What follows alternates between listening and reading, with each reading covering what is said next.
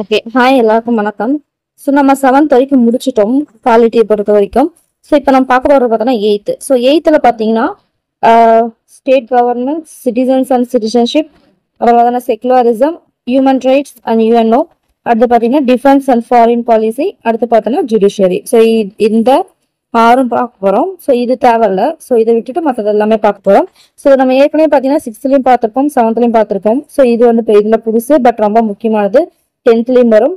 So அதே மாதிரி பார்த்தீங்கன்னா செக்குலரிசம், இது கொஞ்சம் ஈஸியாக தான் இருக்கும், பட் வந்து நிறைய இன்ஃபர்மேஷன் இருக்கும் இதில். ஹியூமன் ரைட்ஸ் அண்ட் யூஎன்ஓல நிறைய ப்ரீவியஸ் கொஸ்டின் கேட்ட பார்ட், ரொம்ப முக்கியமான ஒரு லெசன். அதே மாதிரி தான் இது. ஸோ ஜுடிஷியரி பார்த்தீங்கன்னா 10th வரும்.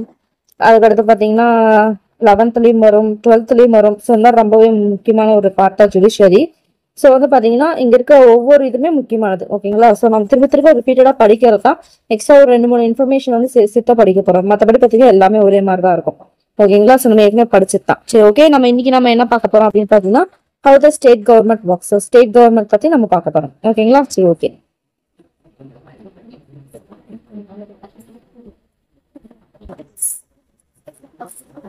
Okay, first lesson how the state government works. State government எப்படி ஒர்க் பண்ணுது அப்படின்னு சொல்லிட்டு பார்க்க போறோம். சரி, ஓகே. இதுல என்னென்ன கொடுத்துருக்காங்க அப்படின்னு பாத்தீங்கன்னா first state executive. So executive என்னன்னு பிரிச்சுப்பாங்கன்னா எக்ஸிக்யூட்டிவ், லெஜிஸ்லேச்சர், அதுக்கப்புறம் பாத்தீங்கன்னா ஜுடிஷியரின்னு சொல்லிட்டு 3 பிரிச்சிருப்பாங்க. யூனியன் பிளஸ் ஸ்டேட் ரெண்டுத்துலயுமே அந்த மாதிரி 2 பிரிச்சிருப்பாங்க. ஸோ இங்க நம்ம பார்க்க போறது பார்த்தோம்னா ஸ்டேட் கவர்மெண்ட். ஸோ ஸ்டேட் கவர்மெண்ட்ல ஸ்டேட் எக்ஸிக்யூட்டிவ் பத்தி பார்க்க போறோம். அடுத்து அவங்க அந்த எக்ஸிக்யூட்டிவ்ல யாரா இருப்பாங்க பாத்தீங்கன்னா கவர்னர் ஃபர்ஸ்ட் இடத்துல, அடுத்து சிஎம், அடுத்து பாத்தீங்கன்னா கவுன்சில் ஆஃப் மினிஸ்டர்ஸ் சொல்லிட்டு இருப்பாங்க. மினிஸ்டர்ஸ் வந்து இருப்பாங்க.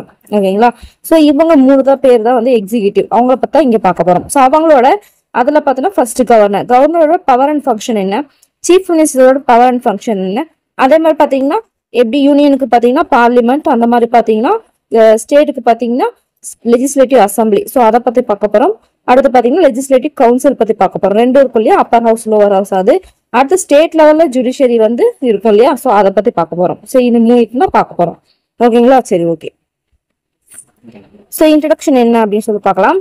அதாவது பாத்தீங்கன்னா நம்ம கண்ட்ரியில, அதாவது நம்ம கவர்மெண்ட் பொறுத்த வரைக்கும் பாத்தீங்கன்னா 2 செட் ஆஃப் கவர்மெண்ட் இருக்கு. ஒன்னு என்ன பாத்தீங்கன்னா சென்ட்ரல் கவர்மெண்ட், அதாவது யூனியன் சொல்லுவாங்க, ஸ்டேட் கவர்மெண்ட், ரீஜனல் கவர்மெண்ட்னு சொல்லுவாங்க. ஓகேங்களா? ஸோ மொத்தமா நம்ம கண்ட்ரியில பொறுத்த வரைக்கும் 28 ஸ்டேட் வந்து இருக்கு. ஓகேங்களா? ஸோ ஒவ்வொரு ஸ்டேட்டுக்குமே ஒரு ஓன் அட்மினிஸ்ட்ரேஷன் வந்து இருக்கு அப்படின்னு சொல்றாங்க. ஒவ்வொரு ஸ்டேட்டுக்குமே own executive, legislature plus judiciary வந்து இருக்கு. ஓகேங்களா? ஸோ ஒவ்வொரு ஸ்டேட்டுக்குமே இது இருக்கு. ஓகேங்களா? ஸோ அந்த ஸ்டேட் எக்ஸிக்யூட்டிவ்ல யாரா இருப்பாங்கன்னா நான் சொன்ன மாதிரி ஃபர்ஸ்ட் ஒரு கவர்னர் இருப்பாரு, ஹெட். அடுத்து பாத்தீங்கன்னா கவுன்சில் ஆஃப் மினிஸ்டர்ஸ் இருப்பாங்க, ஹெட்டட் பை. இவங்க கவுன்சில் ஆஃப் மினிஸ்டர்ஸ்க்குலாம் ஹெட் யாருன்னு பார்த்தோம்னா சிஎம் தான். ஓகேங்களா? ஸோ இது பாத்தீங்கன்னா இது ஒரு முக்கியமான point. This is an integral part of state legislature பாத்தீங்கன்னா கவர்னர் தான். ஓகேங்களா? கன்ஃபியூஸே ஆகக்கூடாது. கொஸ்டின் வந்து கேட்பாங்க, this is an integral part of state legislature அப்படின்னு கேட்டாங்கன்னா கவர்னர். ஓகேங்களா? சரி, ஓகே. இது பாத்தீங்கன்னா ஜஸ்ட் ஒரு இன்ட்ரோ. இப்பதான் நம்ம உள்ள நுழைய போறோம். ஸோ ஸ்டேட் எக்ஸிக்யூட்டிவ்ல ஃபர்ஸ்ட் யாருன்னு பார்த்தோம், கவர்னர். ஸோ கவர்னர் பத்தி ஃபர்ஸ்ட் பார்க்கலாம். ஸோ கவர்னர் அப்படின்றது பார்த்தோம்னா கவர்னர்ன்றது head of state of India. ஓகேங்களா? இது ஃபர்ஸ்ட் பாயிண்ட். ஸோ ஹெட், அந்த ஸ்டேட்டோட ஹெட் யாரு அப்படின்னு பார்த்தோம்னா கவர்னர். ஓகேங்களா? அவர் அப்பாயின்ட் பண்றது யாருன்னு பார்த்தீங்கன்னா பிரசிடென்ட். அதுக்கப்புறம் பார்த்தீங்கன்னா constitutional head of a state. ஓகேங்களா? ஸோ ஃபர்ஸ்ட் பார்த்தீங்கன்னா head of the state and constitutional head of the state யாருன்னு பார்த்தோம்னா கவர்னர். அப்பாயின்ட் பண்ண போறது யாருன்னு பார்த்தோம்னா பிரசிடென்ட் தான் அப்பாயின்ட் பண்ணுவாங்க. இதோட டேர்ம் பார்த்தீங்கன்னா 5 terms. ஓகேங்களா? So but before the expiry of his full term the president can remove his office. ஓகேங்களா? ஸோ 5 வருஷம் முடியறதுக்கு முன்னாடியோ ஏதோ ஒரு பிரச்சனை காரணமாவோ எதுக்காகவோ பிரசிடென்டால் ரிமூவ் பண்ண முடியும். யார் ரிமூவ் பண்ணுவாங்க அவரை? பிரசிடென்ட் தான் அந்த பவர் இருக்கு. அதே மாதிரி பாத்தீங்கன்னா கவர்னர் அவரே கூட என்ன பண்ணலாம், ரிசைன் பண்ணலாம் ஜஸ்ட்டுக்குள்ளார. ஓகேங்களா? ஸோ வந்து பாத்தீங்கன்னா is term of office may be extended and he may be transfer to the another state. இந்த பாசிபிலிட்டிஸ் இருக்கு. அவரோட ஆஃபீஸ் பார்த்தோம்னா எக்ஸ்டெண்டும் பண்ணுவாங்க, 5 வருஷத்துக்கு மேலே எக்ஸ்டெண்டும் பண்ணலாம். அதே மாதிரி பாத்தீங்கன்னா வேற ஸ்டேட்டுக்கு பார்த்தோம்னா டிரான்ஸ்ஃபரும் பண்ணலாம். ஓகேங்களா? ஸோ வந்து பாத்தீங்கன்னா ஓகே. அடுத்து பாத்தீங்கன்னா however state government cannot remove the governor from this post அப்படின்றாங்க. ஓகேங்களா? ஸோ பிரசிடென்ட்க்கு மட்டும் தான் அந்த பவர் இருக்கு. ஸ்டேட் கவர்மெண்ட்னா சிஎம், அந்த கவுன்சில் ஆஃப் மினிஸ்டர்ஸ் இருப்பாங்களே, அவங்களுக்குள்ள எந்த பவருமே இல்லை அப்படின்னு சொல்றாங்க.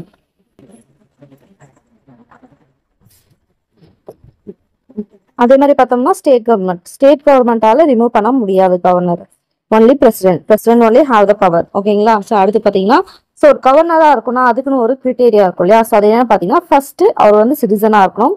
இது எல்லாருக்கும் பொருந்தது தான். அவரோட ஏஜ் இதுதான் முக்கியமே. 35 இயர்ஸ் என்ன இருக்கணும், அவர் கம்ப்ளீட் பண்ணிருக்கணும். ஓகே, நடந்துட்டு இருக்கூடாது, கம்ப்ளீட் ஆயிருக்கணும். 35 வயசு அவருக்கு முடிஞ்சிருக்கும். ஓகேங்களா. அதே மாதிரி பாத்தீங்கன்னா he cannot be the member of parliament or state legislature. ஓகேங்களா. ஸோ பார்லிமெண்ட்லயோ இல்ல ஸ்டேட் லெஜிஸ்லேச்சர் ஒரு மெம்பரா இருக்கக்கூடாது. ஓகேங்களா.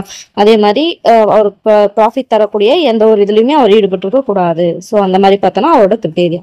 ஓகேங்களா. ஸோ இந்த கவர்னர்ன்றதுல முக்கியமான பாயிண்ட் அப்படின்னு பார்த்தோம்னா ஃபர்ஸ்ட் பாயிண்ட் என்னன்னா அவர் பார்த்தோன்னா ஹெட் ஆஃப் த ஸ்டேட். அடுத்து பார்த்தீங்கன்னா கான்ஸ்டியூஷனல் ஹெட் ஆஃப் த ஸ்டேட்டும் அவர் தான். அவர் அப்பாயிண்ட் பண்றது யாருன்னு பார்த்தீங்கன்னா பிரசிடென்ட். ஸோ அவரோட டேர்ம் பார்த்தீங்கன்னா 5 years. ஸோ அவரோட டேர்ம் அந்த 5 வருஷம் முடிக்கிறதுக்குள்ளார பிரசிடென்ட் என்ன பண்ணலாம், அவர் ஆஃபீஸ்ல இருந்து என்ன பண்ணலாம், ரிமூவ் பண்ணலாம். இல்ல அவரே விருப்பப்பட்டு கூட ரிசைன் பண்ணிட்டு போகலாம். இல்ல வந்து அவரோட 5 வருஷத்துக்கு அப்புறமேட்டு கூட எக்ஸ்டெண்ட் பண்ணலாம். இல்லைன்னு பார்த்தோம்னா வேற ஸ்டேட்டுக்கு டிரான்ஸ்ஃபர் பண்ணலாம். ஓகேங்களா. ஸோ இந்த மாதிரி பவர்லாம் பிரசிடென்ட்க்கு வந்து இருக்கு. அப்படி இருந்தாலுமே ஸ்டேட் கவர்மெண்ட் பாத்தீங்கன்னா அந்த பவர் கிடையாது. சிஎம் கவுன்சில் ஆஃப் மினிஸ்டர்ஸ் தான் அவங்க. ஓகேங்களா. ஸோ அவங்களுக்கு வந்து அந்த பவர் கிடையாது. பிரசிடென்ட்க்கு மட்டும் தான் அந்த பவர் இருக்குன்னு பார்த்தோம். அதே மாதிரி பாத்தீங்கன்னா கவர்னர் வந்து ஆகிறதுக்கு ஒரு சில இது இருக்கு. என்னன்னு பார்த்தோம்னா ஃபர்ஸ்ட் அவர் சிட்டிசனா இருக்கணும், இந்தியாவோட சிட்டிசனா இருக்கணும். அவரோட ஏஜ் பார்த்தோம்னா 35 years கம்ப்ளீட் பண்ணிருக்கணும். அதே மாதிரி பாத்தீங்கன்னா மெம்பர் ஆஃப் பார்லிமெண்ட்லயோ இல்ல ஸ்டேட் லெஜிஸ்லேச்சர்லயோ அவர் ஒரு மெம்பரா இருக்கக்கூடாது.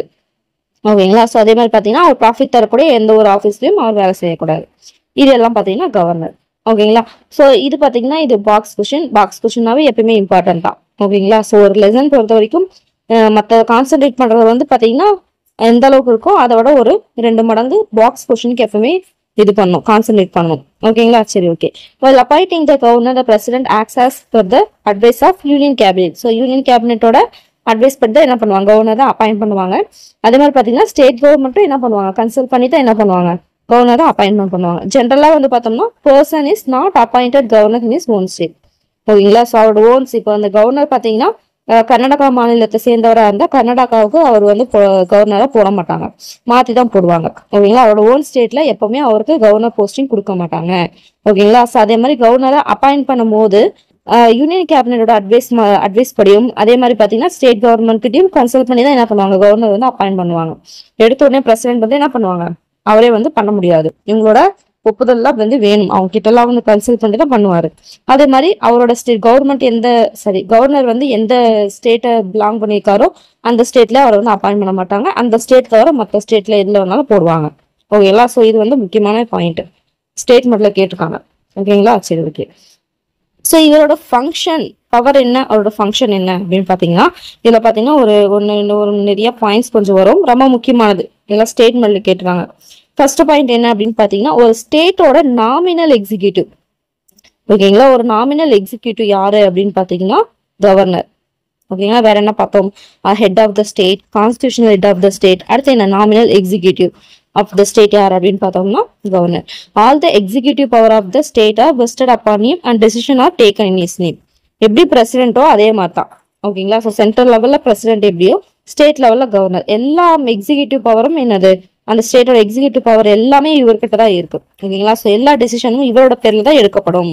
ஓகேங்களா. ஸோ இவர் யாரெல்லாம் அப்பாயிண்ட் பண்ணுவாரு அப்படின்னு பாத்தீங்கன்னா சீஃப் மினிஸ்டர் கூட ஆலோசிச்சு என்ன பண்ணுவாங்க, கவுன்சில் ஆஃப் மினிஸ்டர் அப்பாயிண்ட் பண்ணுவாரு. இவர் அப்பாயிண்ட் பண்றது இவர் தான். ஓகேங்களா. சரி, இவர் யார் அப்பாயிண்ட் பண்ணுவாங்கன்னு பார்த்தோன்னா chief minister and council of ministers. அது மாதிரி பாத்தீங்கன்னா வேற யாரையெல்லாம் அப்பாயிண்ட் பண்ணுவாரு அப்படின்னு பாத்தீங்கன்னா ஸ்டேட் கவர்மெண்டோட டிஸ்கஸ் பண்ணி, ஸ்டேட் கவர்மெண்ட்னா சீஃப் மினிஸ்டர் அவங்க கவுன்சில் ஆஃப் மினிஸ்டர் இருப்பாங்க இல்லையா, அவங்க கிட்டலாம் டிஸ்கஸ் பண்ணிட்டு அட்வொகேட் ஜெனரல், அதே மாதிரி பாத்தீங்கன்னா chairman and members of state public service commission and others. ஓகேங்களா. ஸோ வந்து பாத்தீங்கன்னா அட்வொகேட் ஜெனரல், அட்டார்னி ஜெனரல் இருப்பாங்களே யூனியன் லெவல்ல, அந்த மாதிரி பார்த்தோன்னா இங்க ஸ்டேட் லெவல்ல அட்வொகேட் ஜெனரல் அவங்கள. அதுக்கடுத்து பார்த்தோம்னா state public service commission for Tamil Nadu அப்படின்னு பார்த்தோம்னா டிஎன்பிசி இருப்பாங்க இல்லையா, ஸோ அவங்களோட சேர்மன் அண்ட் அதுக்கப்புறம் அவங்களோட மெம்பர்ஸ், அதுல இருக்க மெம்பர்ஸ் அது அப்பாயிண்ட் பண்றதும் பார்த்தோம்னா கவர்னர் தான். ஓகேங்களா. அடுத்து பாத்தீங்கன்னா எமர்ஜென்சி. இதுகிட்ட இருக்க எமர்ஜென்சி பவர் என்ன அப்படின்னு பாத்தீங்கன்னா ஆர்டிகல் 356 பேஸ் பண்ணி கவர்னரால எமர்ஜென்சியை இம்போஸ் பண்ண முடியும். இவர் வந்து டைரக்டா பண்ண முடியாது. இவர் போய் பிரசிடென்ட் கிட்ட வந்து சொல்லணும், இந்த மாதிரி பாத்தீங்கன்னா ஆச்சு, இந்த மாதிரி பிரச்சனை இருக்கு, இம்போஸ் பண்ணும் இருக்கு அப்படின்னா அவங்க வந்து எல்லாம் செலக்ட் பண்ணி அவர் பிரசிடென்ட் வந்து இது பண்ணுவாரு. ஓகேங்களா, எமர்ஜென்சி வந்து போடுவார், அவர் தான் போடுவாரு. ஓகேங்களா, இவர் வந்து பாத்தீங்கன்னா ரிப்போர்ட் பண்றது வந்து இவர் தான். ஓகேங்களா, அவரோட ரிப்போர்ட் பேஸ் பண்ணி தான் எமர்ஜென்சியை இம்போஸ் பண்ணுவாங்க. அதை தான் கொடுத்துருக்காங்க. ஸோ பிரசிடென்ட்டை என்ன பண்ணுவாங்க, எமர்ஜென்சியை இம்போஸ் பண்ணுவாங்க. என்ன ஆர்டிகல் அண்டர் எந்த ஆர்டிகல் பார்த்தோம்னா ஆர்டிகல் 356. யாரோட ரிப்போர்ட் பேஸ் பண்ணி, கவர்னரோட ரிப்போர்ட் பேஸ் பண்ணி பிரசிடென்ட் ஆர்டிகல் 356 ஆர்டிகல் படி என்ன பண்ணுவாங்க, எமர்ஜென்சியை இம்போஸ் பண்ணுவாங்க. ஓகேங்களா, ஸோ இதே பார்த்தீங்கன்னா ஸ்டேட்டுக்கு அப்படி சென்ட்ரல் அப்படின்னு பார்க்கும்போது பார்த்தீங்கன்னா இந்தியாவில் 352 இதை இம்போஸ் பண்றதும் பிரசிடென்ட் தான். ஓகேங்களா, சரி ஓகே. சார் அடுத்து பார்த்தீங்கன்னா இவர் வந்து பார்த்தீங்கன்னா சான்சலர் ஆஃப் ஸ்டேட் யூனிவர்சிட்டியை வந்து இருப்பாரு. அதாவது பார்த்தீங்கன்னா இப்போ தமிழ்நாடு இருக்கு அப்படின்னு பார்த்தீங்கன்னா அங்கே இருக்க யூனிவர்சிட்டிக்கெல்லாம் சான்சலர் யாரு அப்படின்னு பார்த்தீங்கன்னா கவர்னர். அவர் என்ன பண்ணுவாருன்னு பார்த்தீங்கன்னா வைஸ் சான்சலர்ஸ் வந்து என்ன பண்ணுவாங்க, அப்பாயிண்ட் பண்ணுவார் கவர்னர். இவர் வந்து சான்சலர் கவர்னரு, இவர் வந்து வைஸ் சான்சலர்ஸ் என்ன பண்ணுவாங்க, அப்பாயிண்ட் பண்ணுவார். ஓகேங்களா, சரி ஓகே. அடுத்தது பார்த்தோம்னா இவர் பார்த்தீங்கன்னா ஸ்டேட் லெஜிஸ்லேச்சரை அவரால் சம்மன் பண்ண முடியும். அதே மாதிரி லெஜிஸ்லேட்டிவ் அசம்பிளியை டிசால்வ் பண்ணவும் முடியும். ஓகேங்களா, ஸோ இவருக்கு வந்து அந்த பவர் இருக்கு. ஸோ ஸ்டேட் லெஜிஸ்லேச்சரை சம்மன் பண்ணவும் முடியும், ப்ரொவாக் பண்ணவும் முடியும், அதே மாதிரி டிசால்வ் பண்ணவும் முடியும். இவருக்கு அந்த பவர் இருக்கு. அதே மாதிரி பார்த்தீங்கன்னா நம்ம படிச்சிருப்போம். ஸோ மணி பில்ஸ் வந்து பார்த்தீங்கன்னா என்ன பண்ணுவாங்க, லோயர் ஹவுஸ் தான் மேக்ஸிமம் வந்து என்ன பண்ணுவாங்க, மணி பில்ஸை பண்ணுவாங்க இல்லையா. ஸோ அந்த மாதிரி பார்த்தீங்கன்னா ஸ்டேட் லெஜிஸ்லேச்சர் அசம்பிளியில தான் பண்ணுவாங்க. அப்போ லோயர் ஹவுஸ் அப்படின்னா லெஜிஸ்லேட்டிவ் அசம்பிளியில தான். ஓகேங்களா, ஸோ அப்போ அவங்க மணி பில் இன்ட்ரடியூஸ் பண்றது பார்த்தோன்னா கவர்னரோட அப்ரூவல் எல்லாம் பண்ண முடியாது, அவரோட அப்ரூவல் இருக்கணும். ஓகேங்களா, so money bills can be introduce in state legislative assembly only with the approval of governor. So கவர்னரோட அப்ரூவலோட தான் என்ன பண்ண முடியும், மணி பில்லை இன்ட்ரடியூஸ் பண்ண முடியும். இவர் வந்து பார்த்தீங்கன்னா may promulgate ordinances when the legislative assembly or both houses of legislature are not in session. ஓகேங்களா, சப்போஸ் வந்து பாத்தீங்கன்னா லெஜிஸ்லேட்டிவ் கவுன்சில் இருந்துச்சு அப்படின்னு சொன்னா ரெண்டுத்தையும் அவரால் என்ன பண்ண முடியும், ஆர்டினன்ஸ் வந்து பிறப்பிக்க முடியும். ஸோ இல்ல அங்க வந்து அந்த ஸ்டேட்ல பாத்தீங்கன்னா லெஜிஸ்லேச்சர் அசம்பிளி மட்டும் தான் இருக்கு அப்படின்னு பார்த்தோன்னா அவங்க கிட்ட வந்து ஆர்டினன்ஸ் வந்து இவரால் பிறப்பிக்க முடியும். இவருக்கு அந்த பவர் இருக்கு. ஓகேங்களா, சரி அடுத்து அது மட்டும் இல்லாம பார்த்தோம்னா governor may nominate one member from the Anglo-Indian community to legislative assembly if there are Anglo-Indian people in a state and when they are not duly represented in the state legislature. ஓகேங்களா, இவருக்கு வேற என்ன power இருக்கு அப்படின்னு பார்த்தோம்னா Anglo Indian கம்யூனிட்டியை வந்து represent பண்ற மாதிரி ஒரு மெம்பர் ஆங்கிலோ இந்தியன் கம்யூனிட்டில இருந்து ஒரு மெம்பரை என்ன பண்ணலாம், அவர் வந்து லெஜிஸ்லேட்டிவ் அசம்பிளில அவரால் நாமினேட் பண்ண முடியும். ஓகேங்களா, சரி ஓகே. ஸோ வேற என்ன அப்படி பண்ண முடியும்னு பார்த்தோம்னா சப்போஸ் வந்து லெஜிஸ்லேட்டிவ் கவுன்சில் இருந்துச்சு அந்த ஸ்டேட்ல, தமிழ்நாட்டில் வந்து அபாலிஷ் பண்ணிட்டாங்க. பட் ஒரு லைக் வந்து தெலுங்கானா அப்புறம் ஆந்திரா கர்நாடகா இங்கெல்லாம் இருக்கு இல்லையா. ஸோ அந்த மாதிரி இடத்துல லெஜிஸ்லேட்டிவ் கவுன்சில்ல 1/6 மெம்பர். ஓகேங்களா, ஸோ வந்து பார்த்தீங்கன்னா 6ல் ஒரு பேர் என்ன பண்ணலாம், நாமினேட் பண்ணலாம். ஓகேங்களா, ஸோ எந்த இடத்துல அப்படின்னு பார்த்தீங்கன்னா field of science, literature, arts, social service and cooperative movement. So இதுல வந்து எக்ஸ்பர்ட்டா இருக்க யாராவது ஒருத்தவங்களை என்ன பண்ணலாம், அவர் வந்து நாமினேட் பண்றதுக்கு அவருக்கு பவர் இருக்கு. ஓகேங்களா, சரி ஓகே. அதே மாதிரி பாத்தீங்கன்னா ஆனுவல் பட்ஜெட் வந்து போடுவாங்க இல்லையா, ஸோ ஸ்டேட் கவர்மெண்ட்ல அது பாத்தீங்கன்னா லெஜிஸ்லேச்சருக்கு வந்து அப்போ என்ன பண்ணுவாங்கன்னா சப்மிட் பண்ணுவாங்க ஸ்டேட் கவர்மெண்ட்ல. ஸோ அது யாரோட அப்ரூவல் இருக்கணும் அப்படின்னு பாத்தீங்கன்னா கவர்னரோட அப்ரூவலோட தான் என்ன பண்ண முடியும். ஸோ அந்த ஆனுவல் பட்ஜெட்டை லெஜிஸ்லேச்சர்ல இது பண்ண முடியும், அங்க வந்து சமர்ப்பிக்க முடியும். ஓகேங்களா, ஸோ அது மட்டும் இல்லாமல் பார்த்தீங்கன்னா கவர்னர் வந்து என்ன பண்ணணும்னா எல்லா பாஸ் பண்ற எல்லா பில்ஸ்க்குமே என்னது அவரோட ஒப்புதல் வந்து இருந்தால் மட்டும் தான் என்ன பண்ண முடியும், பாஸ் பண்ண முடியும், இன்க்ளூடிங் மணி பில்.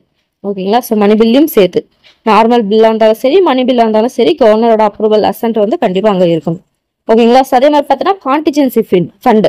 கான்டிஜென்சி ஃபண்ட்னா என்னது, அதாவது பார்த்தீங்கன்னா இந்த அவசர காலத்துல வந்து இது பண்ணுவாங்க இல்லையா, வெள்ளம் வரும்போதோ இல்ல பஞ்சம் வரும்போதோ ஏதோ ஒரு எமர்ஜென்சிக்காக வந்து பாத்தீங்கன்னா ஒரு ஃபண்ட் வந்து தனியா வச்சிருப்பாங்க.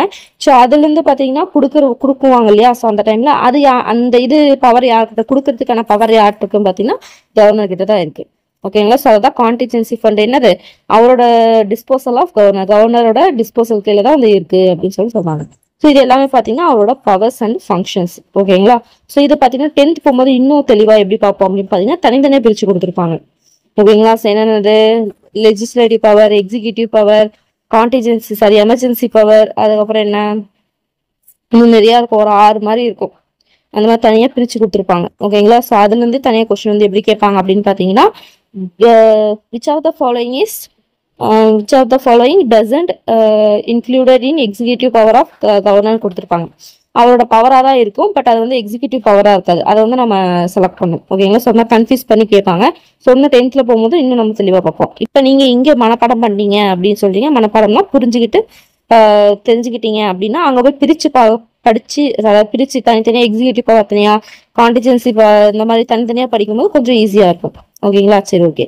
ஸோ கவர்னரோட பொசிஷன் என்ன அப்படின்னு பார்த்தோம்னா, position of governor of state is compared to the president of India is nominal executive. அதேதான், யூனியனுக்கு வந்து எப்படி பிரசிடென்ட் வந்து ஒரு நாமினல் எக்ஸிக்யூட்டிவ், அதே மாதிரி ஸ்டேட்டுக்கு பார்த்தோம்னா கவர்னர் வந்து பார்த்தீங்கன்னா ஒரு நாமினல் எக்ஸிக்யூட்டிவ். ஓகேங்களா? ஸோ அதே மாதிரி but the governor is not always A nominal executive. ஓகேங்களா? ஸோ வந்து ஒரு நாமினல் எக்ஸிக்யூட்டிவா எப்பவுமே இருக்கவும் மாட்டார். அதே போல சில இடத்துல ஏதோ ஒரு அக்கேஷன்ல பார்த்தோம்னா அங்க வந்து கண்டிப்பா அவரோட பவர் இம்போஸ் பண்ணி ஆகணும் அப்படின்னு பார்த்தோம்னா அவரால் பண்ண முடியும்.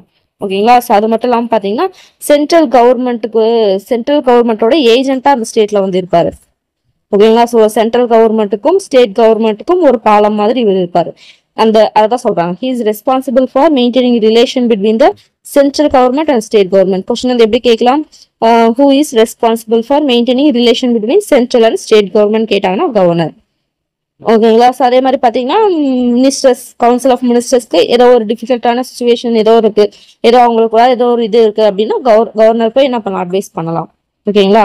ஸோ அதே மாதிரி பிரசிடென்ட் வந்து இவரோட ரிப்போர்ட் பேஸ் பண்ணி தான் என்ன பண்ணுவாரு, எமர்ஜென்சியை டிக்ளேர் பண்ணுவாரு. ஓகேங்களா? ஸோ அதே மாதிரி பார்த்தீங்கன்னா டிஸ்கிரிஷனரி பவர்லாம் கொஞ்சம் நிறையா இருக்கும் அவருக்கு. ஸோ அந்த பவர் வந்து பண்ணும்போது கவர்னர் என்ன பண்ணலாம், இண்டிபெண்டன்ட் டிசிஷன் வந்து எடுக்கலாம். ஓகேங்களா? ஸோ அப்பாயிண்ட் பண்ணும்போது இந்த மாதிரி இப்போ நிறைய விஷயம் பண்ணும்போது என்ன பண்ண முடியும், எமர்ஜென்சி பவர் யூஸ் பண்ணும்போது, இந்த மாதிரி பவர்லாம் யூஸ் பண்ணும்போது கவர்னர் பார்த்தீங்கன்னா யாரோடையாவது கலந்து ஆலோசிச்சு தான் என்ன பண்ண முடியும். ஓகேங்களா? ஸோ ஃபார் எக்ஸாம்பிள் எமர்ஜென்சி பவர்னா பிரசிடென்ட்டோட அப்ரூவல் இருக்கணும். இதே பார்த்தீங்கன்னா யாராவது அப்பாயிண்ட் பண்ணணும், மினிஸ்டர்ஸ் அப்பாயிண்ட் பண்ணணும் அப்படின்னு பார்த்தீங்கன்னா சிஎம் அவர் கூட வந்து அவரோட இதோட தான் அவரால் பண்ண முடியும். ஸோ இண்டிபெண்டா அவரால் பண்ண முடியாது. பட் இந்த டிஸ்கிரிமினேஷன் பவர் பொறுத்த வரைக்கும் பார்த்தீங்கன்னா இவரால் இண்டிபெண்டான டிசிஷன் வந்து எடுக்க முடியும்.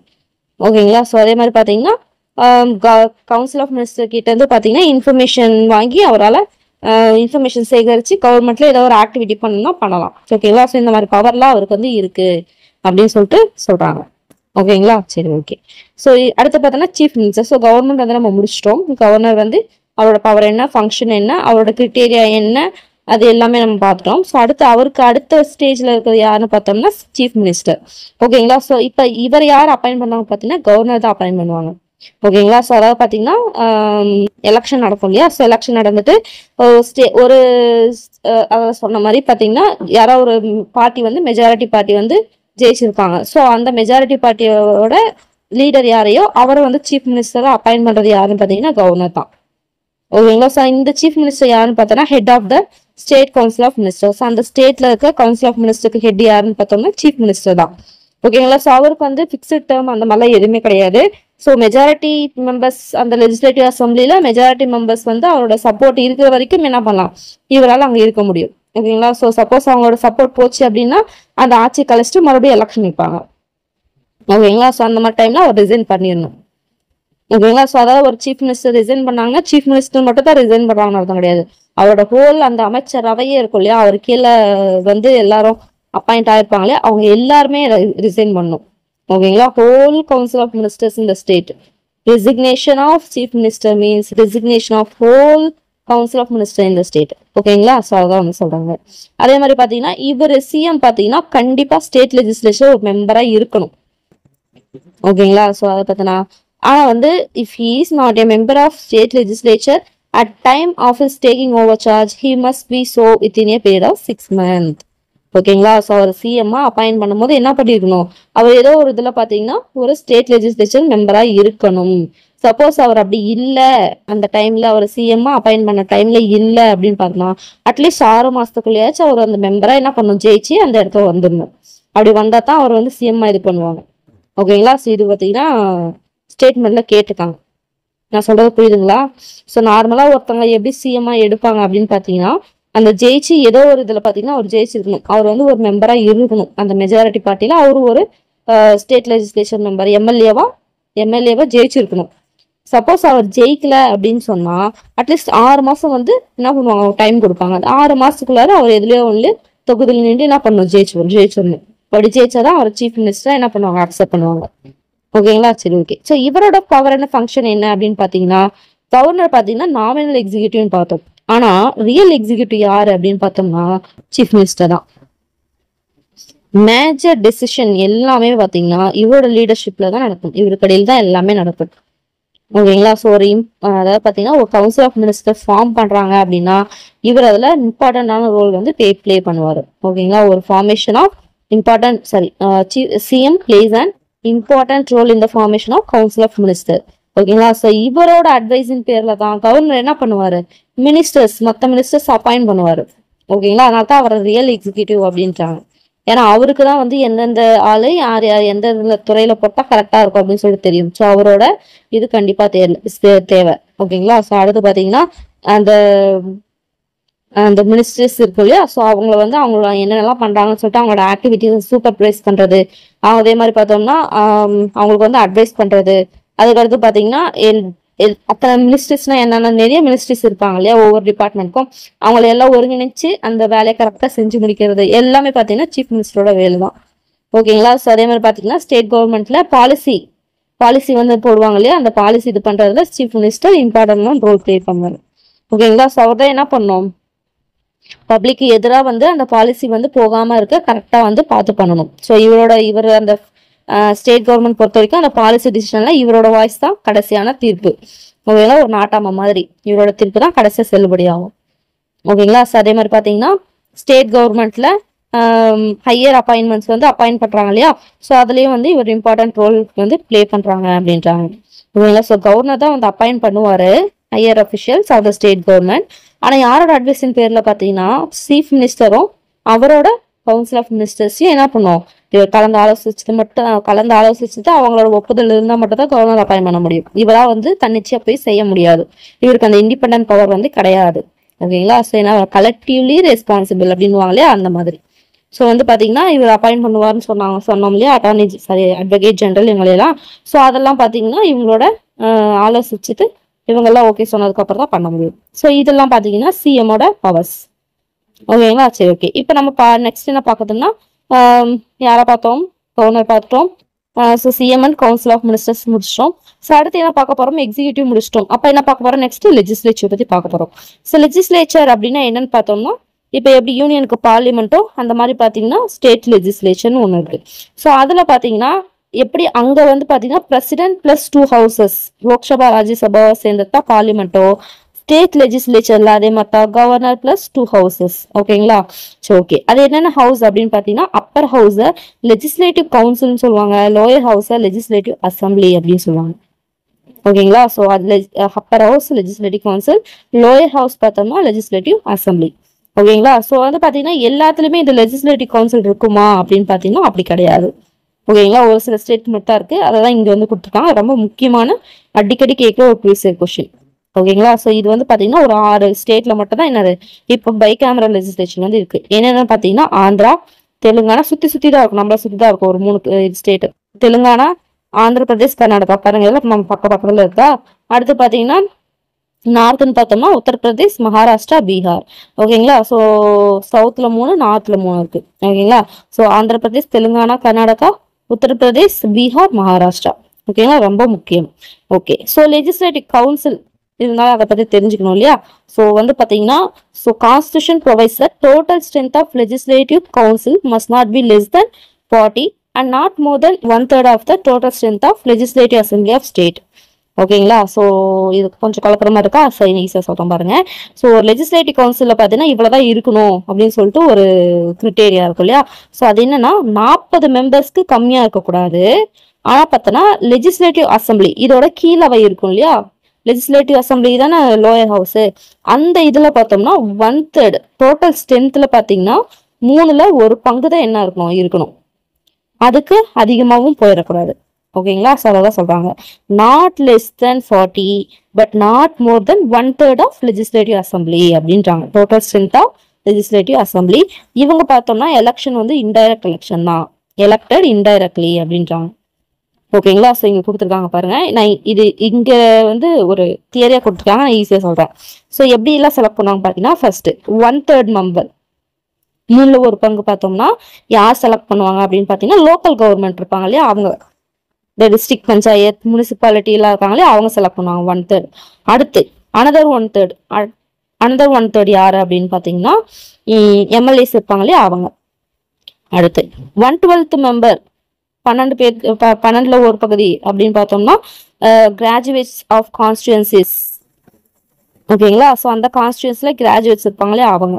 இன்னொரு 1/12 யாரு அப்படின்னு பாத்தீங்கன்னா teachers of secondary school, colleges and university. இது வந்து ஒரு ப்ரீவியஸ் கொஸ்டின்ல கேட்டுருக்காங்க. ஓகேங்களா? So teachers, secondary schools, colleges and university இங்க இருக்க ஆளுங்களா சேர்ந்து செலக்ட் பண்ணுவாங்க. ஓகேங்களா? ஸோ அடுத்து பாத்தீங்கன்னா அடுத்து 1/6, அடுத்து 1/6 பார்த்தோம்னா லெஜிஸ்லேட்டிவ் கவுன்சில் நினைக்கிறேன். ஓகே, இந்த லெஜிஸ்லேட்டிவ் கவுன்சில்ல அடுத்து இன்னும் 1/6 யாருன்னு பார்த்தோம்னா கவர்னர். ஓகேங்களா? ஸோ ஃபர்ஸ்ட் பார்த்தோம்னா 1/3 பார்த்தோம்னா லோக்கல் கவர்மெண்ட், அதாவது டிஸ்ட்ரிக்ட் பஞ்சாயத் முனிசிபாலிட்டிஸ் இவங்க செலக்ட் பண்ணுவாங்க. அடுத்து 1/3 யாருன்னு பார்த்தோம்னா எம்எல்ஏஸ் இருப்பாங்களே அவங்க. அடுத்து 1/12, ஒரு 1/12 யாருன்னு பார்த்தோம்னா கிராஜுவேட்ஸ். ஓகேங்களா? Graduates of the constituency. இன்னொரு 1/12 யாருன்னு பார்த்தோம்னா டீச்சர்ஸ் ஆஃப் செகண்டரி ஸ்கூல்ஸ், காலேஜஸ் அண்ட் யூனிவர்சிட்டி. அடுத்து கடைசியா 1/6 யாருன்னு பார்த்தோம்னா கவர்னர் வந்து செலக்ட் பண்ணுவாங்க. இப்படித்தான் லெஜிஸ்லேட்டிவ் கவுன்சில்ல ஆளுங்க வந்து செலக்ட் பண்ணுவாங்க. ஸோ ஃபர்ஸ்ட் பார்த்தோம்னா அவங்களுக்கு பார்த்தோம்னா இன்டைரக்ட் எலெக்ஷன். அதே மாதிரி அவங்களோட எத்தனை பேர் இருக்கும் அப்படின்னு பார்த்தீங்கன்னா 40 பேர் கம்மியா இருக்கக்கூடாது. அதே மாதிரி பார்த்தோம்னா total strength of legislative assembly. ஓகேங்களா? அந்த அவங்களோட கீழவையோட ஸ்ட்ரென்த்ல 3ல ஒரு பங்கு வந்து தான் இருக்கணும். அதுக்கு மேல அதிகமா போகவும் கூடாது. ஓகேங்களா? ஸோ அதே மாதிரி யார் வந்து செலக்ட் பண்ணுவாங்க இவங்களுக்கு பார்த்தோம்னா ஒரு 1/3 பார்த்தோம்னா லோக்கல் கவர்மெண்ட் பாடி, இன்னொரு 1/3 பார்த்தோம்னா எம்எல்ஏஸ், 1/12 பார்த்தோம்னா கிராஜுவேட்ஸ் ஆஃப் கான்ஸ்டியூன்சி, அனதர் 1/12 பார்த்தோம்னா teachers of secondary school, colleges and university. அடுத்து கடைசி 1/6 யாருன்னு பார்த்தோம்னா கவர்னர். இதுதான் லெஜிஸ்லேட்டிவ் கவுன்சில். ஓகேங்களா? ஸோ இங்கே கொடுத்துருக்காங்க பாருங்க, இதுதான் அந்த மேலே நான் சொன்னேன். இங்கே கொடுத்துருக்காங்களே states with bicameral legislature தான்.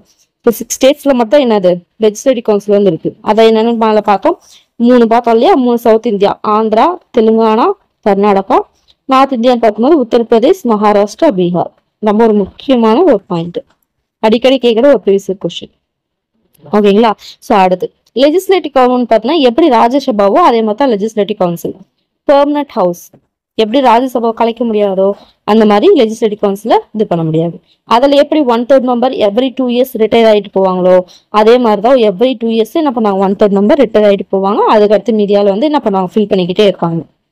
ஓகேங்களா? அவங்களோட டேர்ம் என்ன அப்படின்னு பார்த்தோம்னா 6 இயர்ஸ். ஸோ 6 இயர்ஸ் அந்த அவங்களோட டேர்ம் அதே தான். ஓகேங்களா? ஸோ ஒரு லெஜிஸ்லேட்டிவ் கவுன்சிலா இருக்குன்னா எல்லாருமே இருந்துட முடியுமா? அவங்களுக்கு ஒரு கிரிட்டேரியா இருக்கும் இல்லையா? ஸோ என்னன்னு பார்த்தோம்னா ஃபர்ஸ்ட் எப்பவும் போல சிட்டிசன் ஆஃப் இந்தியா. அவங்களோட ஏஜ் பார்த்தோம்னா 30 இயர்ஸ். ஓகேங்களா? எத்தனை இயர்ஸ்? 30 இயர்ஸ். இந்த இயர்ஸ்லாம் நீங்க லைனா வந்து என்ன பண்ணி எழுதி வச்சுக்கணும். பிரசிடென்ட்டுக்கு, வைஸ் பிரசிடென்ட், பிரைம் மினிஸ்டருக்கு வந்து கொடுத்துருக்க மாட்டாங்க. அடுத்து பாத்தீங்கன்னா ராஜ்யசபாவுக்கு, லோக்சபாவுக்கு, அடுத்து பார்த்தோம்னா கவர்னர், சிஎம்குள்ள நினைக்கிறேன் சிஎம் கொடுத்துருக்க மாட்டாங்க, கவர்னர் மட்டும் கொடுத்துருப்பாங்க. அது அந்த மாதிரி. ஓகேங்களா? ஸோ எல்சி, எல்ஏ, அப்புறம் பஞ்சாயத்து இந்த மாதிரி எழுதி வச்சு என்ன பண்ணுங்க இயர் வந்து எழுதி வச்சுக்கோங்க. ஒன்றும் நீங்க அப்படி தேடி தேடி எழுத தேவை கிடையாது. கூகுள்ல போய் நீங்க டைப் பண்ணீங்க அப்படின்னாலே டக்குன்னு ஒரு ஏதோ ஒரு இமேஜஸோ போட்டு அவங்களே கொடுத்துருப்பாங்க. அதை நீங்க நோட் பண்ணி டக்குன்னு எழுதி வச்சுக்கோங்க. ஓகேங்களா? இதுவே ஸ்டேட்மெண்ட்ல வந்து கேட்பாங்க. கன்ஃபியூஸ் ஆயிருப்பாரு ஏஜ் பொறுத்த வரைக்கும். ஓகேங்களா? சரி, ஓகே. ஏஜ் பொறுத்த வரைக்கும் 30 இயர்ஸ் ஆஃப் ஏஜ். அதே மாதிரி cannot be a member of என்னது எம்எல்ஏவா இருக்கக்கூடாது, இல்லைன்னா எந்த ஒரு ஹவுஸ்லயும் பார்லிமெண்ட்லயும் அவங்க வந்து மெம்பரா இருக்கக்கூடாது. ஓகேங்களா? ஸோ அவங்க வந்து ஒரு எம்எல்ஏவா இருக்கக்கூடாது. அதே மாதிரி பாத்தீங்கன்னா பார்லிமெண்ட் ஹவுஸ் இருக்கு, ராஜ்யசபா, லோக்சபா, அதுலயும் மெம்பரா வந்து இருக்கக்கூடாது. ஓகேங்களா? சரி, ஓகே. அந்த சேர்மேன் இருப்பா இல்லையா, சேர்மேன் யாரு அப்படின்னு பாத்தீங்கன்னா presiding officer of the legislative council தான் வந்து யாருன்னு பார்த்தோம்னா சேர்மேன். அவரோட ஆப்ஷன்ஸ்ல எப்பவும் போல டெபுட்டி சேர்மேன் வந்து இருப்பாங்க. ஓகேங்களா? சரி, ஓகே. இவங்களை எங்க இருந்து செலக்ட் பண்ணுவாங்க பார்த்தோன்னா அந்த ஹவுஸ் லெஜிஸ்லேட்டிவ் கவுன்சிலுக்குள்ளாரே யாரோ ஒருத்தவங்களை வந்து செலக்ட் பண்ணுவாங்க. லைக் ஸ்பீக்கர் மாதிரி இங்க சேர்மேன், டெபுட்டி ஸ்பீக்கர் மாதிரி டெபுட்டி சேர்மேன், அவங்களுக்குள்ளாரே செலக்ட் பண்ணுவாங்க. இதுதான் பாத்தீங்கன்னா லெஜிஸ்லேட்டிவ் கவுன்சில். ஈஸியா இருக்கு இல்லையா? ஸோ வந்து பார்த்தோன்னா எவ்வளவு பேர் இருக்கணும், எப்படி அவங்களோட எலெக்ஷன் எப்படி நடக்கும், இன்டைரக்டா நடக்கும். அதே மாதிரி யார் யாரெல்லாம் அவங்க செலக்ட் பண்ணுவாங்க. அதே மாதிரி பாத்தீங்கன்னா எந்தெந்த ஸ்டேட்ல வந்து இப்ப இருக்கு லெஜிஸ்லேட்டிவ் கவுன்சில் வந்து இருக்கு. ஸோ அவங்களோட டேர்ம் என்ன, பெர்மனன்ட் ஹவுஸா டெம்பரவரி ஹவுஸா. அதே மாதிரி பாத்தீங்கன்னா அதுக்கு லெஜிஸ்லேட்டிவ் கவுன்சில் வந்து மெம்பரா இருக்கணும் அப்படின்னா அவங்களோட ஏஜ் என்ன, அவங்களோட கிரிட்டேரியா என்ன. அதே மாதிரி பாத்தீங்கன்னா சேர்மன், டெபியூட்டி சேர்மன், அதுதான் லெஜிஸ்லேட்டிவ் கவுன்சில். ஓகேங்களா. ஸோ அடுத்து லெஜிஸ்லேட்டிவ் அசம்பிளி அப்படின்னு பாத்தீங்கன்னா அதாவது government people who make the laws of a state government தான் மெம்பர் ஆஃப் லெஜிஸ்லேட்டிவ் அசம்பிளி அப்படின்றாங்க. ஓகேங்களா. ஸோ எம்எல்ஏஸ்னா யாரு, who makes the laws of state government. இவங்க தான் என்ன பண்ணாங்க, ஸ்டேட் கவர்மெண்டோட சட்டத்தை வந்து இயற்றவங்க யாருன்னு பார்த்தோம்னா எம்எல்ஏஸ் அப்படின்னு சொல்லுவாங்க. ஓகேங்களா. ஸோ வெவ்வேறு கான்ஸ்டியூன்சி வந்து என்ன பண்ணுவாங்க, எம்எல்ஏஸை சூஸ் பண்ணிப்பாங்க. தொகுதியில் நின்று என்ன பண்ணுவாங்க, ஜெயிச்சிருப்பாங்க. ஓகேங்களா. So for the election of MLAs entire state is divided into different constituencies. ஓகேங்களா. ஸோ உங்களுக்கான கொஸ்டின் என்னன்னா, நம்ம தமிழ்நாட்டில் மொத்தம் எத்தனை கான்ஸ்டியூன்ஸா பிரிச்சிருக்காங்க அப்படின்னு சொல்லிட்டு கமெண்ட் பண்ணுங்க. ஓகேங்களா. ஓகே சரி ஓகே. ஸோ வந்து அந்த மாதிரி தனித்தனியாக பிரிச்சிருப்பாங்க. ஸோ அங்கே போய் அவங்க என்ன பண்ணுவாங்க, போட்டிட்டு ஜெயிச்சு எம்எல்ஏவா வருவாங்க. ஓகேங்களா. ஸோ அந்த மாதிரி பிரிச்சிருப்பாங்க இல்லையா, தொகுதியை டிஃப்ரெண்ட் கான்ஸ்டியூன்ஸா பிரிச்சிருப்பாங்க இல்லையா, அதை தான் லெஜிஸ்லேட்டிவ் கான்ஸ்டியூன்சி அப்படின்வாங்க. ஓகேங்களா. So one legislative constituency may have 1 lakh or even more people. ஓகேங்களா. ஸோ எதை பேஸ் பண்ணி கான்ஸ்டியூன்சி பிரிப்பாங்கன்னு சொல்லிட்டு நம்ம லோயர் கிளாஸ் கூட படிச்சோம். ஸோ எதை பேஸ் பண்ணி, பாப்புலேஷன் பேஸ் பண்ணி. அதாவது பாத்தீங்கன்னா 1 லட்சம் இல்லைன்னா அதுக்கு மேல இருக்கிற மக்கள் அதை வந்து ஒரு கான்ஸ்டியூன்ஸா பிரிச்சிருவாங்க. ஓகேங்களா. ஸோ வந்து ஒவ்வொரு லெஜிஸ்லேட்டிவ் கான்ஸ்டியூன்சில இருந்து செலக்ட் பண்ற ஒரு ஆளை பார்த்தோம்னா எம்எல்ஏன்னு சொல்லுவாங்க. அவர் தான் பார்த்தோம்னா நம்ம மக்கள் சார்பா லெஜிஸ்லேட்டிவ் அசம்பிளில நம்மள ரெப்ரசென்ட் பண்றதுக்கு அனுப்பி வைப்போம் நம்ம. ஓகேங்களா. ஸோ இதுதான் வந்து லெஜிஸ்லேட்டிவ் அசம்பிளில எலெக்ஷன் நடக்கிற விதம். ஸோ ஓகே, இங்க அசம்பிளில எலெக்ஷன் நடக்கும் இல்லையா. ஸோ அது எப்படின்னு பார்த்தோம்னா டிஃப்ரெண்ட் பொலிட்டிக்கல் பார்ட்டிஸ் என்ன பண்ணுவாங்க, லெஜிஸ்லேட்டிவ் அசம்பிளிக்காக கம்பீட் பண்ணுவாங்க.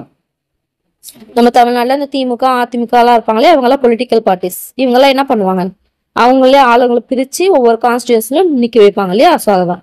ஓகேங்களா. ஸோ இந்த பார்ட்டி தான் என்ன பண்ணுவாங்க, this parties nominates the candidates from each constituencies. ஓகேங்களா. ஸோ இப்போ வந்து பார்த்தோம்னா சேலம்னு எடுத்துக்கலாம். ஸோ சேலம்ல பார்த்தோம்னா டிஃப்ரெண்ட் பொலிட்டிக்கல் பார்ட்டிஸ் இப்போ வந்து பார்த்தீங்கன்னா யாரும் இருப்பாங்க, இப்போ திமுக ஒரு ஆள் நிற்பாங்க, அதிமுக ஒருத்தவங்க நிற்பாங்க, சுயேட்சை யாரோ ஒருத்தவங்க நிற்பாங்க. அடுத்து பார்த்தீங்கன்னா என்னது பாமக நிற்பாங்க, வேற யாரு. ஸோ அந்த மாதிரி. ஸோ கூட்டணி கட்சி இல்லை வந்து பாஜக. ஸோ இந்த மாதிரி நிற்பாங்க. ஒரு 6 பேர் கூட வச்சுக்கோ, அப்புறம் 10-12 பேர் நிற்கிறாங்க அப்படின்னா யாராவது ஒருத்தவங்க தான் ஜெயிச்சு வருவாங்க. ஓகேங்களா. அப்ப சேலத்தை பொறுத்த வரைக்கும் அவங்கதான் எம்எல்ஏ. இந்த மாதிரி ஒன்னா பிரிச்சிருப்பாங்க இல்லையா, சேலம், தர்மபுரி, கிருஷ்ணகிரின்னு பிரிச்சிருப்பாங்க இல்லையா. ஸோ அதே மாதிரி தர்மபுரியில இருக்கிறவங்க எல்லாம் வந்து நிற்பாங்க. ஸோ அதுல ஜெயிக்கிறவங்க யாரு. ஸோ இந்த மாதிரி ஒவ்வொரு கான்ஸ்டியூன்சில ஜெயிச்சு வருவாங்க இல்லையா. ஸோ அவங்கள எந்த பார்ட்டி, திமுகவா அதிமுகவா, யார் வந்து அவங்களோட இதா அதிகமா இருக்காங்களோ, ஆளுங்க வந்து அதிகமா எம்எல்ஏ ஜெயிச்சு வராங்களோ அவங்கதான் மெஜாரிட்டி பார்ட்டி அப்படின்வாங்க.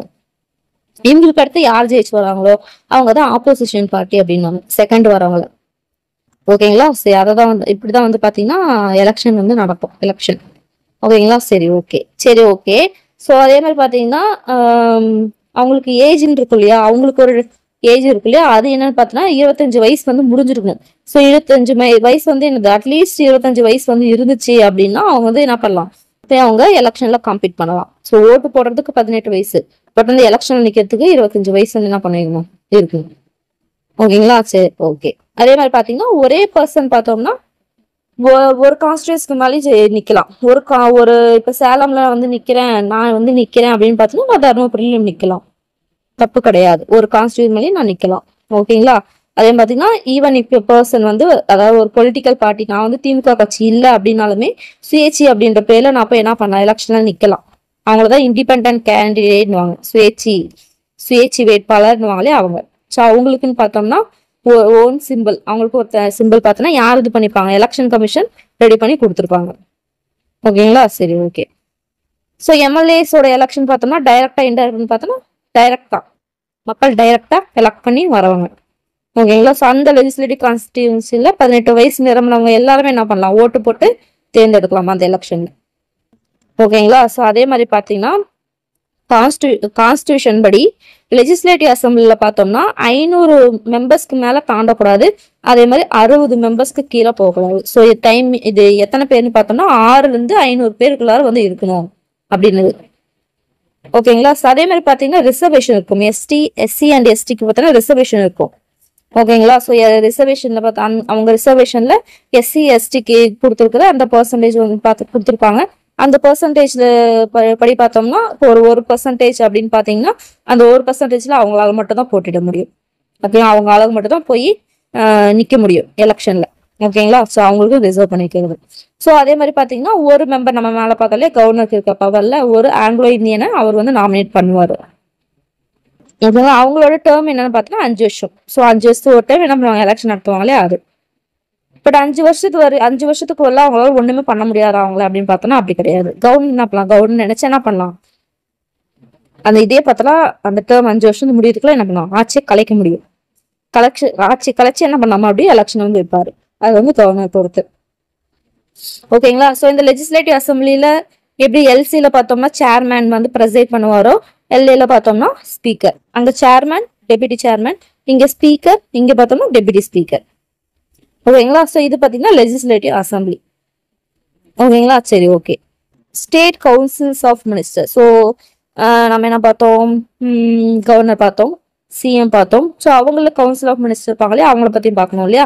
ஸோ ஓகே, பார்க்கலாம். So leader of the majority party, அந்த எலெக்ஷனோட மெஜாரிட்டி பார்ட்டியோட லீடர் தான் யாரு, சீஃப் மினிஸ்டர்னு பார்த்தோம். ஸோ தமிழ்நாடு பொறுத்த வரைக்கும் மொத்தம், ஸோ ஓகே உங்ககிட்ட கொஸ்டின் கேட்டலையா, அது இங்கே கொடுத்துருக்காங்க பாருங்க. மொத்தமா நம்ம கிட்ட 234 கான்ஸ்டியூன்சி, லெஜிஸ்லேட்டிவ் கான்ஸ்டியூன்சி தொகுதி வந்து இருக்கு. பாத்தீங்களா, 1 2 3 4 லைனா வரும். 1 மட்டும் இருக்காது, மற்றபடி 2 3 4 வரும். ஈஸியா ஞாபகம் வச்சுக்கலாம். ஓகேங்களா. ஸோ வந்து party with more then 118 elected candidates. ஓகேங்களா. ஸோ இது ரெண்டா பிரிச்சு பார்த்தோம்னா எத்தனை வரும், 1 2 2 ரிமைனிங் 1 7. ஓகேங்களா. ஸோ 117 வந்து பாத்தீங்கன்னா பாதிக்கு பாதி. அப்ப 117க்கு மேல 1 எடுத்தா கூட 118 எடுத்தாங்கன்னா அவங்க தான் மெஜாரிட்டி பார்ட்டி. ஸோ அவங்க தான் என்னது, ஆட்சி அமைப்பாங்க. அதான் இங்க சொல்லியிருக்காங்க. The party with more than 118 elected candidates, அதாவது எம்எல்ஏ இருந்தாங்க அப்படின்னா கவர்னர் அவங்க லீடரை இன்வைட் பண்ணி என்ன பண்ணுவாங்க, அவங்களுக்கு சீஃப் மினிஸ்டரா அப்பாயின்மெண்ட் கொடுப்பாங்க. ஓகேங்களா. ஸோ அதே மாதிரி பார்த்தோம்னா வேரியஸ் டிபார்ட்மெண்ட்ஸ்க்கு சீஃப் மினிஸ்டர் என்ன பண்ணுவாரு, இது பண்ணுவாரு, அப்பாயின் பண்ணி ஒரு இதை வந்து ஃபார்ம் பண்ணுவாரு, ஒரு கவுன்சிலா ஃபார்ம் பண்ணுவாரு அந்த ஸ்டேட் கவர்மெண்ட்டுக்கு. ஓகேங்களா. ஸோ அந்த எலெக்ஷன்ல யார் மெஜாரிட்டி பார்ட்டி ஜெயிக்கிறாங்க, மெஜாரிட்டி பார்ட்டியை வந்து ஜெயிக்கிறாங்களோ அவங்க தான் கவர்மெண்ட் ஃபார்ம் பண்ணுவாங்க, ஆட்சியை பிடிப்பாங்க. ஓகேங்களா. சரி, ஓகே. ஸோ இந்த ஸ்டேட் கவர்மெண்டோட ஒர்க் என்ன அப்படின்னு பார்க்கணும். சரி, ஓகே. எலெக்ஷன்லாம் முடிஞ்சாச்சு, எலெக்ஷன்ல எலெக்ட் பண்ணியாச்சு. ஸோ இப்போ வந்து after being elected to the legislative assembly, எம்எல்ஏலாம் என்ன பண்ணுவாங்க, சிட்டிங்ஸ், அந்த அமர்வுன்னுவாங்க இல்லையா. ஸோ அந்த அமர்வுல அவங்க என்ன போகணும். ஓகேங்களா. ஸோ ஒரு இயருக்கு 2 இல்லைன்னா என்ன பண்ணுவாங்க 3 டைம்ஸ் வந்து அந்த இது வந்து நடக்கும். அதெல்லாம் அவங்க போய் கலந்துக்கணும்.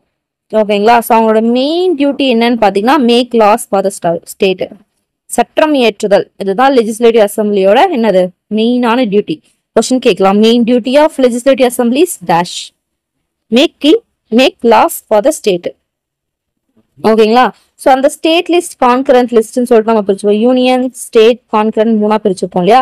ஸோ இதுல இந்த ஸ்டேட் எதுல அவங்க லா வந்து மேக் பண்ணும் அப்படின்னா எல்லாருக்குமே பண்ண முடியாது. இந்த ஸ்டேட்லன்னு பார்த்தோன்னா ஒரு லிஸ்ட் போட்டிருப்பாங்க, கான்கரண்ட்ல லிஸ்ட் போட்டிருப்பாங்க. அதுல இருக்கிறதுல மட்டும் தான் அவங்களால லா வந்து கிரியேட் பண்ண முடியும். ஓகேங்களா. ஸோ அந்த வேலையை தான் அவங்க பார்ப்பாங்க. ஓகேங்களா. பட் வந்து பார்த்தோன்னா ஸ்டேட் எமர்ஜென்சி போட்டாங்கன்னா அவங்களுக்கு அந்த பவரும் கிடையாது. ஓகேங்களா. அவங்களால அந்த லெஜிஸ்லேட்டிவ் பவர் அவங்களால இது பண்ண முடியாது. ஓகேங்களா. ஸோ எமர்ஜென்சி டைம்ல. அதே மாதிரி assembly has control over the state council of minister. So அந்த assembly has control over state council of minister. So அந்த கவுன்சில் ஆஃப் மினிஸ்டர்ஸ்க்கெல்லாம் கண்ட்ரோல்ல வச்சிருக்கிறது யாருன்னு பார்த்தோன்னா அந்த அசம்பிளி தான். ஓகேங்களா. So the state council of ministers are responsible or answerable to the assembly for the activities. ஓகேங்களா. ஸோ அந்த மினிஸ்டர்ஸ் தான் யாரு, அந்த அசம்பிளில என்ன நடந்தாலுமே, என்ன ஆக்டிவிட்டி நடந்தாலுமே அவங்க தான் அதுக்கு பொறுப்பு. ஓகேங்களா. ஸோ அவங்க வந்து நோ கான்ஃபிடன்ஸ் மோஷன் போட்டு கூட என்ன பண்ணலாம், அந்த கவுன்சில் ஆஃப் மினிஸ்டர்ஸை கீழே இறக்கி தள்ளலாம். நோ கான்ஃபிடன்ஸ் மோஷன் போட்டாங்கன்னா ஆட்சி கலைஞ்சு போயிடும். ஓகேங்களா. ஸோ அந்த மாதிரி அசம்பிளில வந்து பாஸ் பண்ணலாம். அசம்பிளில பாத்தீங்கன்னா மெஜாரிட்டி பார்ட்டி ஜெயிச்ச பார்ட்டியும் இருப்பாங்க, ஆப்போசிஷன் பார்ட்டியும் இருப்பாங்க. ஓகேங்களா. ஸோ எப்படி மெஜாரிட்டி பார்ட்டி மட்டும் இருந்தாங்கன்னா எப்படி அவங்க ஆட்சி கலைப்பாங்கன்னு யோசிக்கலாம். ஆக்சுவலி பாத்தீங்கன்னா அசம்பிளில இவங்களும் ஆப்போசிஷன் பார்ட்டி பிளஸ் இப்ப லீட் பண்ணிட்டு இருக்க மெஜாரிட்டி பார்ட்டி 2 பேருமே இருப்பாங்க. ஓகேங்களா. ஸோ நோ கான்ஃபிடன்ஸ் மோஷன் போட்டு இவங்க ஜெயிச்சிட்டாங்க, ஆப்போசிஷன் பார்ட்டி ஜெயிச்சிட்டாங்க அப்படின்னு பார்த்தோம்னா ஆப்போசிஷன் பார்ட்டி கூட மெஜாரிட்டி பார்ட்டி கொஞ்சம் பேர் சேர்ந்து அவங்க வந்து எண்ணிக்கை அதிகமா இருந்துச்சு அப்படின்னு பார்த்தோம்னா அந்த ஆட்சியை கலைச்சிடலாம். ஓகேங்களா. அசம்பிளில அந்த அளவுக்கு பவர் இருக்கு. அவங்களோட பெர்ஃபார்மன்ஸ் சரியில்லை அந்த மாதிரி பண்ணுவாங்க. ஓகேங்களா. ஸோ அதே மாதிரி லெஜிஸ்லேட்டிவ் அசம்பிளிக்கு ஃபினான்ஸ், அந்த ஸ்டேட்டோட ஃபினான்ஸை கண்ட்ரோல் பண்றதுல பவர் இருக்கு அவங்களுக்கு. பிகாஸ் பார்த்தோம்னா மணி பில் இவங்களால மட்டும்தான் இன்ட்ரடியூஸ் பண்ண முடியும். எப்படி யூனியன் லெவல்ல லோக்சபாக்கு மட்டும் தான் பவர் இருக்கோ அதே மாதிரி பார்த்தோம்னா ஸ்டேட் லெவல்ல பார்க்கும்போது லெஜிஸ்லேட்டிவ் அசம்பிளிக்கு தான் மணி பில் பாஸ் பண்ற பவர் இருக்கு. ஸோ அதனாலதான் அவங்களுக்கு அந்த ஃபினான்ஸ், அந்த ஸ்டேட்டோட ஃபினான்ஸ்ல அவங்களோட கண்ட்ரோல் வந்து அவங்க இம்போஸ் பண்ண முடியும். அதே மாதிரி பார்த்தோம்னா the government cannot impose, increase, lower or withdraw any tax without the approval of assembly. So அசம்பிளியோட அப்ரூவல் இல்லாம கவர்மெண்ட் வந்து எந்த ஒரு டாக்ஸோ என்ன பண்ண முடியாது, இம்போஸ் பண்ண முடியாது, அதிகப்படுத்த முடியாது, குறைக்க முடியாது, அதே மாதிரி வித்ட்ரா பண்ண முடியாது. ஸோ அவங்களோட அப்ரூவல் கண்டிப்பா இருக்கணும். ஓகேங்களா. ஸோ அதே மாதிரி பாத்தீங்கன்னா இந்த தேர்ந்தெடுக்கப்பட்ட எம்எல்ஏஸ் இருப்பாங்க இல்லையா, ஸோ இவங்கெல்லாம் பாத்தீங்கன்னா பிரசிடென்ட் எலெக்ஷன்ல கலந்துப்பாங்க நம்ம பார்த்திருப்போம். ஓகேங்களா. ஸோ அது மட்டும் இல்லாம பார்த்தோம்னா ராஜ்யசபா எலெக்ஷன் இருக்கும் இல்லையா, ராஜ்யசபா எலெக்ஷன்லயும் அவங்க இது பண்ணுவாங்க, கலந்துக்குவாங்க. ஓகேங்களா. ஸோ வேற எதுல கலந்துக்குவாங்க பார்லிமெண்ட் பொறுத்துன்னு பார்த்தீங்கன்னா அமெண்ட்மெண்ட் பண்ணுவாங்க கான்ஸ்டியூஷன்ல. ஸோ அதுலயும் உங்களோட பங்கு இருக்கு. ஓகேங்களா. ஸோ கவர்மெண்ட் பொறுத்த வரைக்கும் அவங்களுக்கு பேசிக்கா 3 ஃபங்க்ஷன் இருக்குன்னா, ஒன்னு என்ன பண்ணணும், லாவை மேக் பண்ணணும், அந்த லாவை எக்ஸிக்யூட் பண்ணணும், ஜஸ்டிஸை என்ஷூர் பண்ணணும். இந்த மாதிரி 3 விஷயம் அவங்களுக்கு இருக்கு. ஒன்னு லாவை மேக் பண்ணணும், மேக் பண்ணி அதை கரெக்டா எக்ஸிக்யூட் பண்ணணும், எக்ஸிக்யூட் பண்றது மட்டும் இல்லாம எந்த ஒரு தொடர்பு இல்லாம ஜஸ்டிஸ், நீதி பார்த்தனா அவங்க நிலைநாட்டணும். ஸோ இதெல்லாம் பாத்தீங்கன்னா இந்த 3 தான் பாத்தீங்கன்னா ஒரு அந்த ஸ்டேட் கவர்மெண்டோட 3 பேசிக் ஃபங்க்ஷன் அப்படின்னு சொல்லிட்டு சொல்றாங்க. ஓகேங்களா. சரி, ஓகே. அடுத்து பார்த்தோம்னா how laws are made in state government. நம்ம என்ன பார்த்தோம், ஸ்டேட் கவர்மெண்ட் வந்து லாஸ் வந்து மேக் பண்ணுவாங்க பார்த்தோம். எப்படி மேக் பண்ணுவாங்க அப்படின்னு பார்த்தீங்கன்னா several kind of rules and laws have been made for all people of our country. ஓகேங்களா. ஃபார் எக்ஸாம்பிள் பார்த்தோம்னா there is a law that you cannot keep a gun without having a license for it. அதே மாதிரி பார்த்தோம்னா women cannot marry before the age of 18 years. அதே மாதிரி men cannot marry before age of 21 years. So இந்த rules எல்லாம் பார்த்தீங்கன்னா சும்மா வந்து அந்த அப்படி ஜஸ்ட் லைக் தட் வந்து பண்ணல, இந்த ரூல்ஸ் எல்லாம் சும்மா ஜஸ்ட் லைக் தட் போடல. ஓகேங்களா. ஸோ அந்த people elected the government who thought carefully about making such laws. The lot of such laws are made by state and central government. ஓகேங்களா. So ஒரு லா மேக் பண்ணோம் அப்படின்னா டக்குன்னு பண்ண முடியாது. ஓகேங்களா. ஸோ ஸ்டேட் கவர்மெண்ட்டும் சென்ட்ரல் கவர்மெண்ட்டும் அதுக்குள்ளார இருக்கிற சாதகம் பாதகம் எல்லாத்தையும் பார்த்து ஆராய்ந்து அலசி வருஷ கணக்கா அதுக்கான இதெல்லாம் போட்டு கமிட்டி போடணும் அப்படின்னா அதுக்கு கமிட்டியும் போட்டு எல்லாம் பண்ணி விசாரிச்சு எல்லாம் பண்ணி தான் நம்ம ஒரு லா வந்து போடுவாங்க. ஒரு பொண்ணு வந்து 18 வயசுக்கு முன்னாடி வந்து கல்யாணம் பண்ணக்கூடாதுன்னா எடுத்துனே 18 வயசுன்னு போடுவாங்களா? ஓகேங்களா. அப்படி பண்ண மாட்டாங்க. ஸோ 18 வயசு தான். ஏன் 18 வயசுன்னு ஃபிக்ஸ் பண்றதுக்குன்னு ஒரு காரணம் இருக்கும். சைக்காலஜிக்கலா அந்த பொண்ணு 18 வயசு என்ன நடக்கும், மென்டல்லி எந்த அளவுக்கு அஃபெக்ட் ஆகும், பாடி ஃபங்க்ஷன் பிசிக்கல் லெவல்ல எந்த அளவுக்கு அந்த பொண்ணுக்கு வந்து 18 வயசுக்கு முன்னாடி கல்யாணம் பண்ணா என்ன ஆகும், அவங்களோட எக்கனாமிக் என்ன ஆகும். ஸோ அந்த மாதிரி நிறைய வந்து அவங்க என்ன பண்ணுவாங்க, கன்சிடர் பண்ணுவோம். ஸோ எக்கனாமிக் லெவல்ல அவங்களோட வீட்டு லெவல்ல மனநிலைமை, ஸோ இது எல்லாத்தையுமே யோசிச்சா என்ன பண்ணுவாங்க, 18 வயசை ஃபிக்ஸ் பண்ணிருப்பாங்க. ஸோ வந்து ஒரு மேரேஜ் பண்ணி அவங்க ஒரு ஃபேமிலிக்குள்ள போறாங்க அப்படின்னு பார்த்தோம்னா அவங்களால மேனேஜ் பண்றதுக்கு எந்த ஏஜ் கரெக்டா இருக்கும், அவங்க அதுக்கான மெச்சூரிட்டியா அவங்களுக்கு எந்த ஏஜ்ல வரும். ஸோ இந்த மாதிரி எவ்வளவு ஆராய்ச்சி பண்ணி தான் அவங்க வந்து அந்த ஏஜ் வந்து ஃபிக்ஸ் பண்ணிருப்பாங்க. ஓகேங்களா.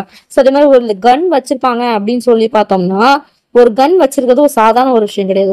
ஒரு 2 செகண்ட்ல பாத்தீங்கன்னா ஒரு உயிர் எடுக்கக்கூடிய ஒரு ஆயுதம் அது.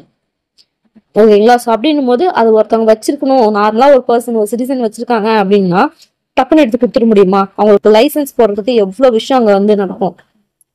எத்தனை பேர்த்த அவங்க மீட் பண்ற மாதிரி இருக்கும், எத்தனை பேர்த்த சைன் வாங்கணும், எத்தனை பேர்த்த அப்ரூவல் இருக்கணும், அவங்களுக்குன்னு ஒரு ட்ரைனிங் இருக்கணும்.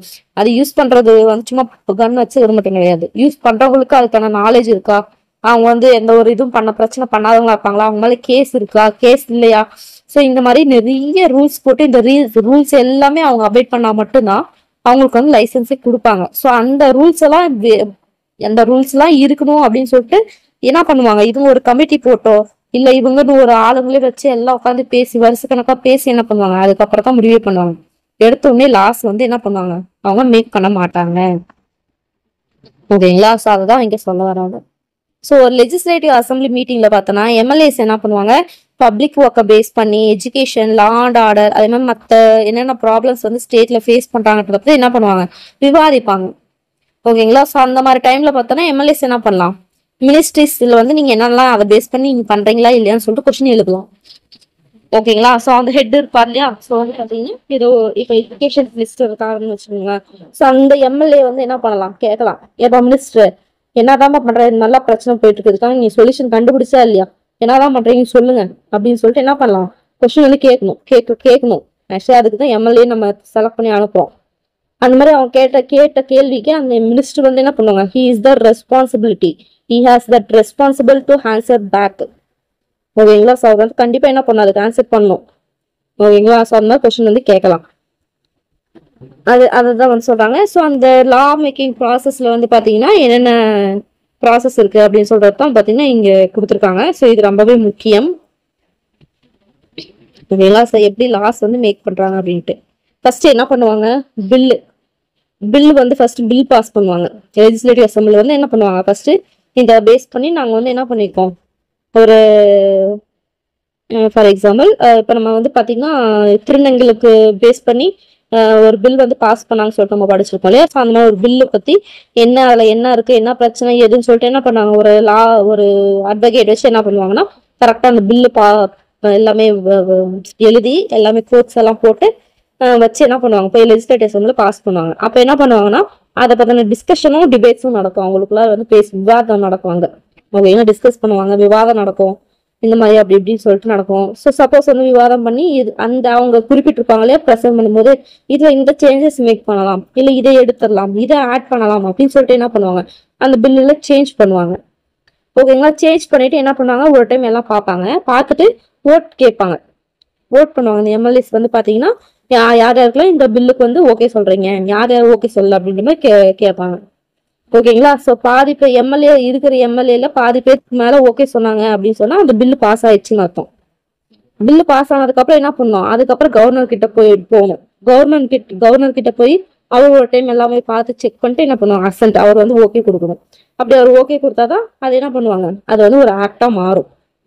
ஓகேங்களா? ஸோ இவ்வளவு ப்ராசஸ் இருந்திருக்கு. ஸோ ஃபர்ஸ்ட் ப்ராசஸ் என்ன, அந்த பில்லை ஃபர்ஸ்ட் லெஜிஸ்லேட்டிவ் அசம்பிளில ப்ரெசென்ட் பண்ணணும்.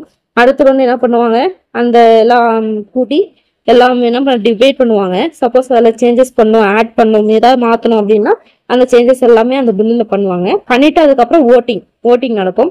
ஸோ பாதி எம்எல்ஏஸ்க்கு மேல அதாவது ஒரு 10 எம்எல்ஏஸ் வந்து இருக்காங்க அப்படின்னா 6 எம்எல்ஏஸ் வந்து அதுக்கு ஓகே கொடுத்துட்டாங்க அப்படின்னு சொன்னா அந்த பில்லு பாஸ் ஆயிரும். பில்லு பாஸ் ஆனோடனே நெக்ஸ்ட் என்ன பண்ணுவாங்க, கவர்னர் கிட்ட அனுப்பி வைப்பாங்க. ஸோ கவர்னர் வந்து அசன்ட் கொடுத்து ஓகே அவர் ஓகே சொல்றதுக்கு அப்புறம் பார்த்தோன்னா அது ஒரு ஆக்டா மாறும். ஸோ இப்படிதான் பாத்தீங்கன்னா லா வந்து மேக் பண்றாங்க. ஓகேங்களா? சரி வந்து அந்த ப்ராசஸ் வந்து லைனா பார்த்துக்கணும். Okay, so women rights base பண்ணி என்னென்ன ஆக்ட்ஸ்லாம் பாஸ் பண்ணியிருக்காங்க அப்படின்னு சொல்லிட்டு கொடுத்துருக்காங்க. ஓகேங்களா? சரி ஓகே, இதுல என்ன தேவையோ அது மட்டும் பார்க்கலாம். ஓகே, இது பாருங்க, ஃபர்ஸ்ட் விமனுக்கு வந்து சப்போர்ட் பண்ற மாதிரி ஃபர்ஸ்ட் பாஸ் பண்ணது என்னன்னு பாத்தீங்கன்னா சத்யா பாலிஷன் தான். வில்லியம் பென்டிக் கிட்ட வந்து ராஜாராம் மோகன் ராய் என்ன பண்ணுவாரு, போய் சொல்லி அவரை வந்து கட்டாயப்படுத்தி சத்தியை வந்து அபாலிஷ் பண்ணுவாரு. எப்பன்னு பார்த்தோம்னா 1829. இது ஐஎன்எம்லயும் வருது. ஓகேங்களா? இது ஃபர்ஸ்ட் ஒன். அடுத்து பாத்தீங்கன்னா prevention of child marriage, Sarda act அப்படின்னு சொல்லுவாங்க, குழந்தை திருமணம். இது எப்ப இது பண்ணிருப்பாங்க அப்படின்னு பாத்தீங்கன்னா 1929. இது 1829, இது 1929. அது 100 வருஷத்துக்கு அப்புறம். இது செகண்ட். ஓகேங்களா? அதே மாதிரி widow remarriage act third widow remarriage act அப்படின்னு பாத்தீங்கன்னா 1856.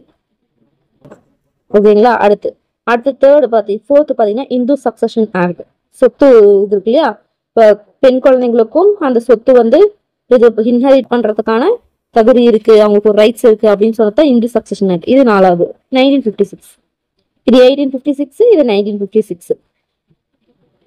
ஓகேங்களா? சரி ஓகே, இங்க பாருங்க, the act did not ensure the right of female heirs to inherit the property of Hindu undivided family. So இது வந்து இது கேட்கலாம் என்னன்னு பாத்தீங்கன்னா எக்ஸ்பென்ஷன் மாதிரி கேட்கலாம். HUF அப்படின்னு பார்த்தா இந்து அன்டிவைடட் ஃபேமிலி. ஓகேங்களா? சரி ஓகே, அடுத்து பார்க்கலாம். அடுத்து பாருங்க, keeping bill was introduce and passed in 1989. Okay, இது பாருங்க. ஸோ அதாவது பார்த்தீங்கன்னா இதனால பார்த்தோன்னா நிக்கல அப்படின்றாங்க. அதாவது டவுரி ப்ராப்ளம் இந்த மாதிரி நிறைய விஷயம் வந்து நடந்துச்சு அப்படின்னாங்க. அதனால பார்த்தீங்கன்னா இந்து சக்சஷன் ஆக்ட் வந்து பார்த்தீங்கன்னா அமெண்ட் பண்ணாங்க. 1980 பாஸ் பண்ணாங்களே அதை அமெண்ட் பண்ணி இந்து சக்சஷன் ஆக்ட் மறுபடியும் 1956 இதை பார்த்தீங்கன்னா 1989 பார்த்தீங்கன்னா மறுபடியும் பாஸ் பண்ணாங்க. இங்கே நம்ம என்ன பார்த்தோம், 1956 இந்து சக்சஷன் ஆக்ட் வந்து போட்டாங்க அப்படின்னு பார்த்தோம் இல்லைங்களா. ஸோ ஆனால் அதனால வந்து பார்த்தீங்கன்னா எதுவுமே வந்து நடக்கல. ஸோ வந்து பார்த்தோன்னா வரதட்சணை கொடுமை இந்த மாதிரி நிறைய நடக்க ஆரம்பிச்சு அதனால அதை அமெண்ட் பண்றாங்க. ஸோ வந்து பார்த்தீங்கன்னா அமெண்ட் பண்ணி 1989 அமெண்ட் பண்றாங்க. ஓகேங்களா. எப்போ அமெண்ட் பண்ணாங்கன்னு கேட்கலாம், 1989. இது அதுக்கடுத்து பார்த்தோம்னா ஓகே இதுக்கு என்ன பேர் வைக்கிறாங்க அப்படின்னு பார்த்தீங்கன்னா Hindu succession Tamil Nadu amendment act 1989. ஓகேங்களா. ஸோ இந்து சக்சஷன் ஆக்ட் 1989 அப்படின்னு சொல்லிட்டு சொன்னாங்க அப்படின்னு சொன்னாங்க. ஸோ இதுபடி என்ன அப்படின்னு பார்த்தோம்னா they have equal rights in Hindu undivided family properties. அந்த இந்து அன்டிவைடட் ஃபேமிலி ப்ராப்பர்ட்டி பொறுத்த வரைக்கும் பார்த்தோம்னா உங்களுக்கு ஈக்குவல் ரைட்ஸ் இருக்கு அப்படின்னு சொல்லிட்டு இது வந்து அமெண்ட் பண்ணாங்க. ஓகேங்களா. ஸோ அடுத்து being an exemplar in legislation of women rights, the chief minister informally. ஓகேங்களா. ஸோ இது யார் எனாக்ட் பண்ணாங்கன்னு கேட்பாங்க, கருணாநிதி. இந்த செக்ஷன் ஆக்ட் 1918 அமெண்ட் பண்ணாங்க இல்லையா. ஸோ இது பார்த்தோம்னா யார் எனாக்ட் பண்ணதுன்னு பார்த்தோம்னா கருணாநிதி தான். ஓகேங்களா. ஸோ இந்தியன் பார்லிமெண்ட்ல வந்து எப்போ இது பண்ணாங்க, ஃபர்ஸ்ட் தமிழ்நாட்டில் தான் பண்ணாங்க இல்லையா. ஸோ இந்தியன் பார்லிமெண்ட் யூனியன் லெவல்ல எப்போ பாஸ் பண்ணாங்கன்னு பார்த்தோம்னா 2005. ஓகேங்களா. ஸோ ஃபர்ஸ்ட் பார்த்தோம்னா 1956 இந்து சப்ஸ்டியூஷன் ஆக்ட் பண்ணாங்க. பட் அதபடி பார்த்தோம்னா எதுவும் வந்து நடந்த மாதிரி தெரியாதனால அமெண்ட் பண்ணாங்க மறுபடியும் 1989 யார் பார்த்தோம்னா கருணாநிதி அமெண்ட் பண்ணாரு. இது வந்து தமிழ்நாடு நடந்தது. ஸோ தமிழ்நாடு நடந்த இது பார்த்தோம்னா 2005 பார்லிமெண்ட் லெவலில் கொண்டு போய் என்ன பண்ணாங்க, அங்கேயும் இந்து சப்ஸ்டியூஷன் ஆக்ட் வந்து பாஸ் பண்ணாங்க.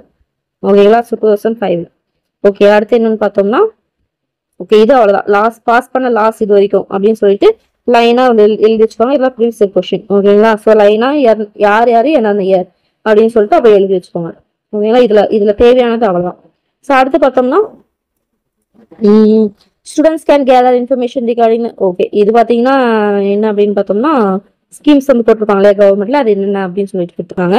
So mid day meal scheme, self respect marriage act, abolition of hand pull rickshaw, nutritious noon meal scheme, அது மாதிரி கண்ணொலி காப்போம் ஸ்கீம், ஃப்ரீ பைசைக்கிள், புதுமை பெண் ஸ்கீம் இதெல்லாம் போட்டாங்க இல்லையா. ஸோ அதை பத்தி கொடுத்துருக்காங்க. ஸோ இது எந்தெந்த இயர்ல கொடுத்துருக்காங்க அப்படின்னு சொல்லிட்டு ஒரு டைம் பார்த்துக்கிறது நல்லதுதான். கூகுளில் போட்டீங்கன்னாவே வரும்.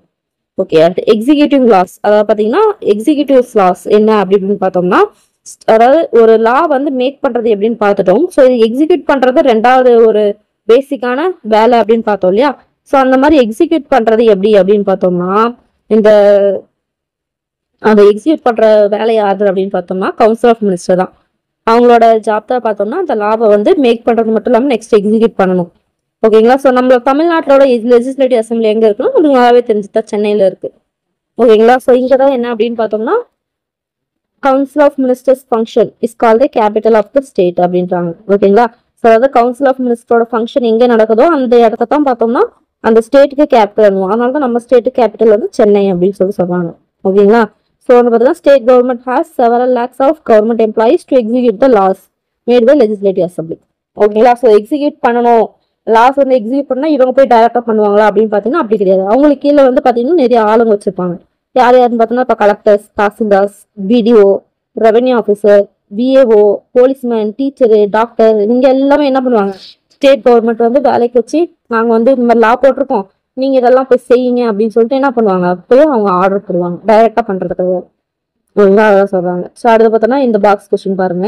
த state legislature follow the same procedure for passing in ordinary or money bill like that of the parliament. ஓகேங்களா. ஸோ பார்லிமெண்ட்ல எப்படி ஒரு பில் வந்து பாஸ் பண்றதுக்கு என்னென்னலாம் ஃபாலோ பண்றாங்களோ அதே தான் ஸ்டேட் லெவல்லையும் ஃபாலோ பண்றாங்க. ரெண்டுக்கும் ஒரு மாற்று இல்லை அப்படின்றாங்க. ஓகேங்களா. அதே மாதிரி லெஜிஸ்லேச்சர் ஸ்டேட் லெஜிஸ்லேச்சர்லயும் பார்த்தோம்னா லெஜிஸ்லேட்டிவ் அசம்பிளிக்கு தான் நிறைய பவர் இருக்கு. லெஜிஸ்லேட்டிவ் கவுன்சில் கம்பேர் பண்ணும்போது லெஜிஸ்லேட்டிவ் அசம்பிளிக்கு தான் பவர் இருக்கு. இப்போ லைக் வைஸ் பார்லிமெண்ட்ல எப்படி ராஜ்யசபா கம்பேர் பண்ணும்போது லோக்சபாக்கு பவர் அதிகமோ அந்த மாதிரி ஸ்டேட் லெவல்ல பார்க்கும்போது லெஜிஸ்லேட்டிவ் கவுன்சில கம்பேர் பண்ணும்போது லெஜிஸ்லேட்டிவ் அசம்பிளிக்கு தான் பவர் அதிகம். ஓகேங்களா. ஸோ லோவர் ஹவுஸ்க்கு தான் எப்பவுமே பவர் அதிகம் அப்படின்னு சொல்லிட்டு சொல்றாங்க. ஓகேங்களா. சரி ஓகே. இது எல்லாமே பார்த்தீங்கன்னா நம்ம முடிச்சிட்டோம். எது முடிச்சோம், எக்ஸிக்யூட்டிவ், லெஜிஸ்லேச்சர் முடிச்சிட்டோம். இப்போ கடைசியா இருக்கிறது பார்த்தீங்கன்னா ஜுடிஷியரி. ஓகேங்களா. ஸோ ஸ்டேட் லெவல் பொறுத்த வரைக்கும் ஹையஸ்ட் அபெக்ஸ் கோர்ட் அப்படின்னு பார்த்தோம்னா ஹைகோர்ட் தான். ஓகேங்களா. So apex of the state judiciary யாருன்னு பார்த்தோம்னா ஹைகோர்ட் தான். ஸோ கான்ஸ்டியூஷன் படி அப்படி பார்த்தோன்னா ஒவ்வொரு ஸ்டேட்டுக்குமே ஒரு ஹைகோர்ட் இருக்கணும் அப்படின்றது ஒரு கான்ஸ்டியூஷன் படி வந்து ஒரு விதி. ஓகேங்களா. பட் வந்து பார்த்தோம்னா ஒரு 2-3 ஸ்டேட்டுக்கு சேர்ந்து ஒரு காமனான ஹைகோர்ட் வந்து ஒரு சிலதுக்கு இருக்கு. ஓகேங்களா. ஸோ வந்து state high court consist of chief justice and such other judges as president may appoint from time to time is necessary. So ஹைகோர்ட்ல வந்து ஒரு சீஃப் ஜஸ்டிஸ் கண்டிப்பா இருப்பாரு. பிளஸ் எத்தனை பேர் இருக்கணும்ன்றது பாத்தீங்கன்னா அது முடிவெடுக்கிறது பிரசிடென்ட் தான் முடிவெடுப்பாரு. 7 பேர் இருக்கணும் அப்படின்னு சொன்னா 7 பேர். இல்ல எங்களுக்கு கொஞ்சம் வேலை பல அதிகமா இருக்குன்னு சொல்லிட்டு சொல்லி ஏதோ ஒன்று பண்ணியோ இது பண்ணாங்கன்னா பிரசிடென்ட் நினைச்சாருன்னா இன்னும் ஒரு 2 பேர் சேர்த்துக்கோங்கன்னு சொல்லிட்டு ஒரு 9 பேர். ஸோ அந்த மாதிரி பிரசிடென்ட் என்ன எத்தனை பேர் அப்பாயின்ட் பண்ண நினைக்கிறதோ அத்தனை பேர் அவர் அப்பாயின்ட் பண்ணலாம். ஓகேங்களா. Additional judges. ஸோ அதான் சொல்றாங்க number of judges in high courts is not uniform and fixed. ஓகேங்களா. யூனிஃபார்மும் கிடையாது, கரெக்டா இவ்வளவு பேர் தான் அப்படின்னு கிடையாது, ஃபிக்ஸ் பண்ணதும் கிடையாது, எப்போ வேணாலும் மாறலாம். ஸோ ஓகேங்களா. ஸோ இந்த சீஃப் ஜஸ்டிஸ் யார் அப்பாயின்ட் பண்ணுவாங்க பார்த்தீங்கன்னா பிரசிடென்ட் தான். சுப்ரீம் கோர்ட் அண்ட் ஹைகோர்ட் இதோட சீஃப் ஜஸ்டிஸ் அப்பாயின்ட் பண்றது யாருன்னு பார்த்தோம்னா பிரசிடென்ட் தான். In consultation with chief justice of India and governor of the state.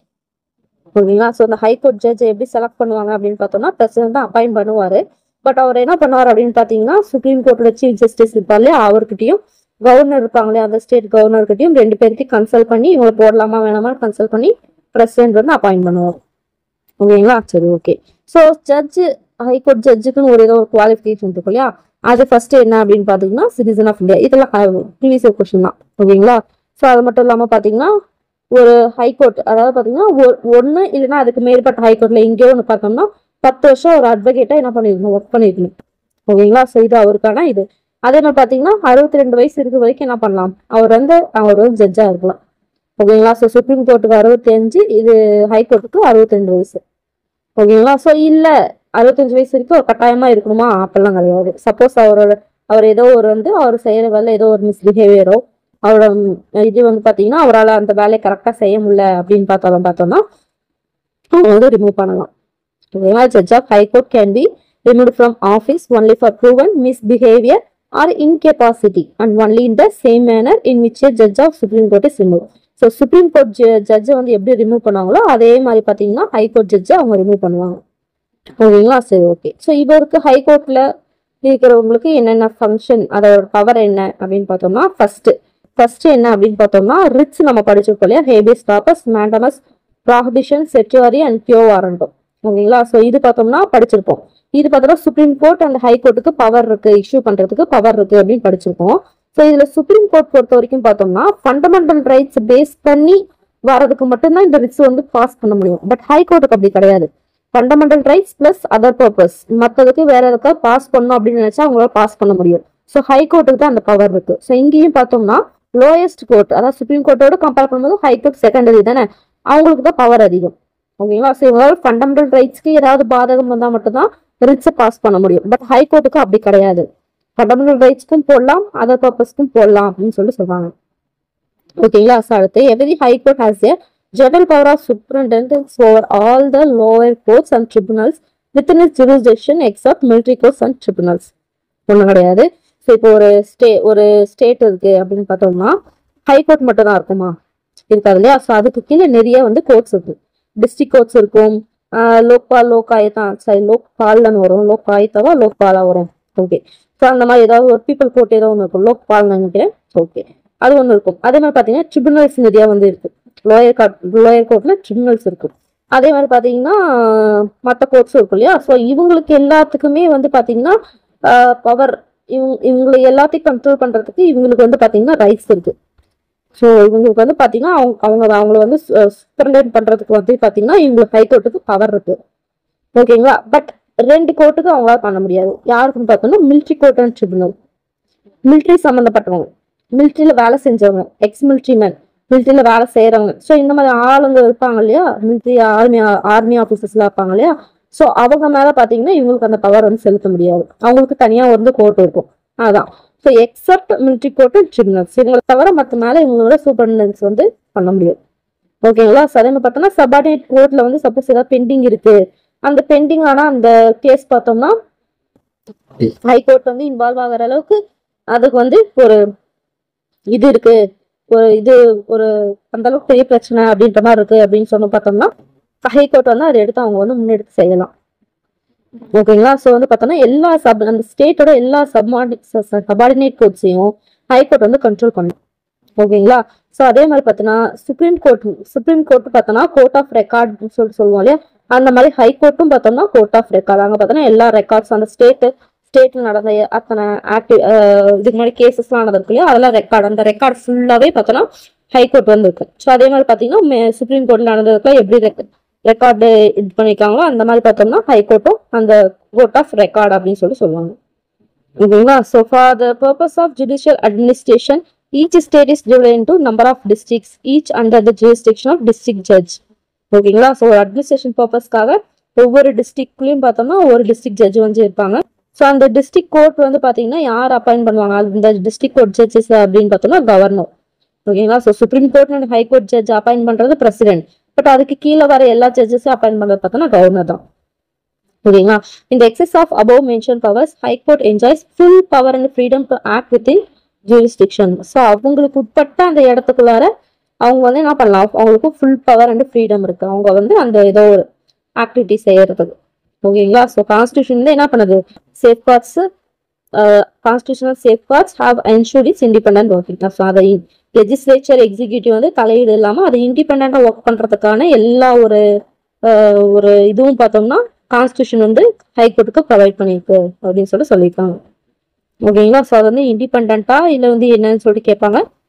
So இது பார்த்ததுன்னா இண்டிபெண்டான ஒரு இதுதான் எக்ஸிக்யூட்டிவ் அண்ட் லெஜிஸ்லேட்டிவ், அவங்களோட இதை வந்து செல்வாக்கு பார்த்தோன்னா இங்கே செலுத்த முடியாது. ஓகே. ஸோ நம்ம இது கடைசியாக நம்ம பார்க்க போறது என்ன அப்படின்னு பார்த்தீங்கன்னா கவர்மெண்ட்ஸ், அதாவது ஆக்ட்ஸ் அண்ட் ஸ்கீம்ஸ் போடுவாங்கல்ல. ஸோ இந்த ஆக்ட்ஸ் அண்ட் ஸ்கீம்க்கு ரெண்டுக்கும் என்ன வித்தியாசம் அப்படின்றத பார்க்க போறோம். ஓகேங்களா. So government seeking the welfare of people enact laws and implement various schemes to promote and protect the interest of the citizens. ஓகேங்களா. ஸோ அந்த ஆக்டும் ஸ்கீம் என்ன பண்ணுவாங்க, அந்த சிட்டிசனோட வெல்ஃபேருக்காக ப்ரொடெக்ட் பண்ணணும் அப்படின்றதுக்காக என்ன பண்ணுவாங்க, போடுவாங்க, நிறைய ஆக்ட்ஸ் அண்ட் ஸ்கீம்ஸ்லாம் போடுவாங்க. ஸோ அந்த ஆக்ட்ஸ் ஸ்கீம்ஸ்ன்னு ஏன் அதை டிஃப்ரெண்டா சொல்றாங்க, அப்போ அது ரெண்டுக்குள்ள என்ன வேறுபாடு இருக்கு அப்படின்னு பார்த்தா இங்க பார்க்க போறோம். ரொம்ப முக்கியமான ஒரு டேபிள் இருக்காங்க. ஓகேங்களா. ஸோ ஆக்ட்னா என்ன அப்படின்னு பார்த்தீங்கன்னா state legislature bill passed with the support of majority members and signed by the governor become law and பார்த்தோம். ஓகேங்களா. ஸோ அந்த டிபேட்ஸ் அண்ட் டிஸ்கஷன் வந்து என்ன நடக்கும், அந்த பில் வந்து பார்த்தோம். அதே மாதிரி பார்த்தீங்கன்னா அமெண்ட்மெண்ட்ஸ், அதில் வந்து சேஞ்சஸ் பண்ணுவாங்க, அதாவது அமெண்ட்மெண்ட்ஸ் நடக்கும் அப்படின்னு பார்த்தோம். அதே மாதிரி பார்த்தீங்கன்னா மெஜாரிட்டி மெம்பர் ஓட் பண்ணாங்க, அந்த பில்லுக்கு வந்து ஃபேவரா ஓட் பண்ணாங்க அப்படின்னா அது பாஸ் ஆகும் அப்படின்ற மாதிரி நம்ம பார்த்தோம் மேல.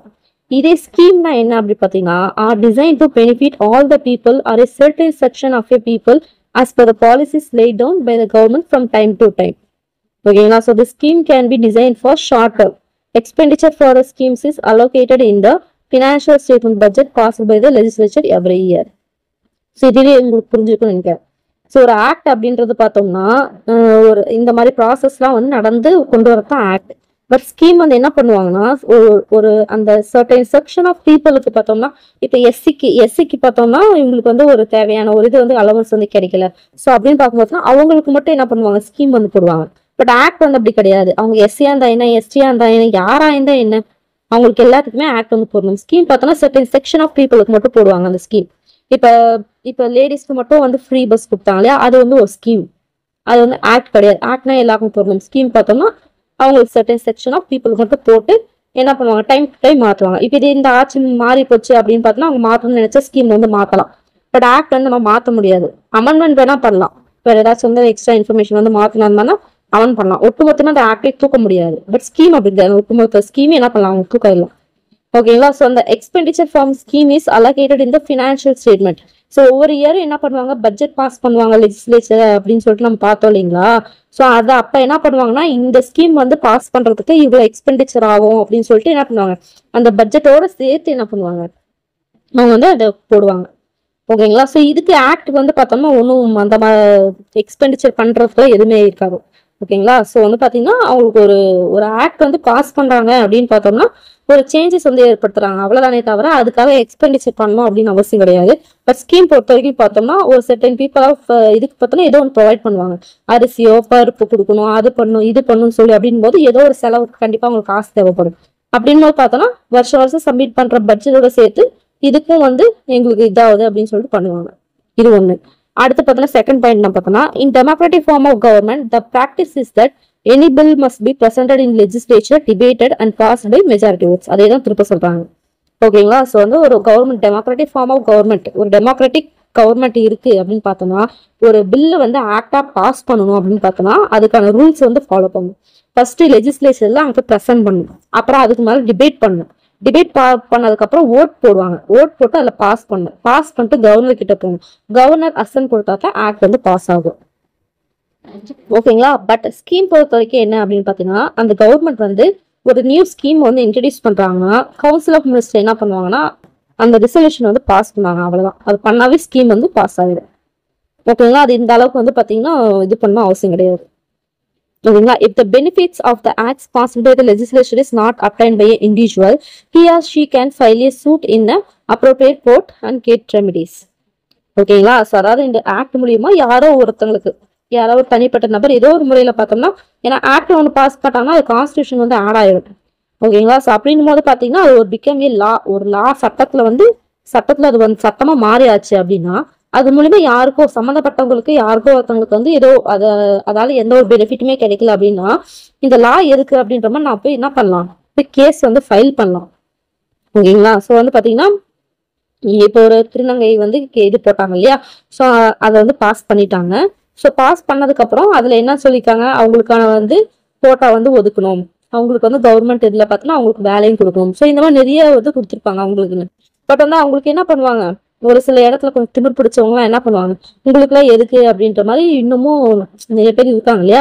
ஸோ அந்த மாதிரி வந்து உங்களுக்குலாம் கிடையாதுன்னு சொல்லிட்டு இப்போ துரத்தி விட்டுறாங்க அப்படின்னு பார்த்தோம்னா இவங்க போய் பண்ணலாம். ஸோ இந்த லா படி எங்களுக்கு வந்து சட்டத்திலேயே வந்து எங்களுக்கு இடம் இருக்கு அப்படின் போது இவங்க எப்படி கொடுக்க மாட்டாங்கன்னு சொல்லலாம் அப்படின்னு சொல்லிட்டு இப்போ கேஸ் இது பண்ணாங்கன்னா அந்த கேஸ் எடுத்து நடத்துவாங்க கோர்ட்ல.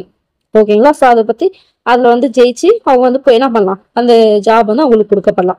அதாவது பார்த்தோன்னா அவங்க சட்டப்படி போட்டது சரி அப்படின்ற பட்சத்துல.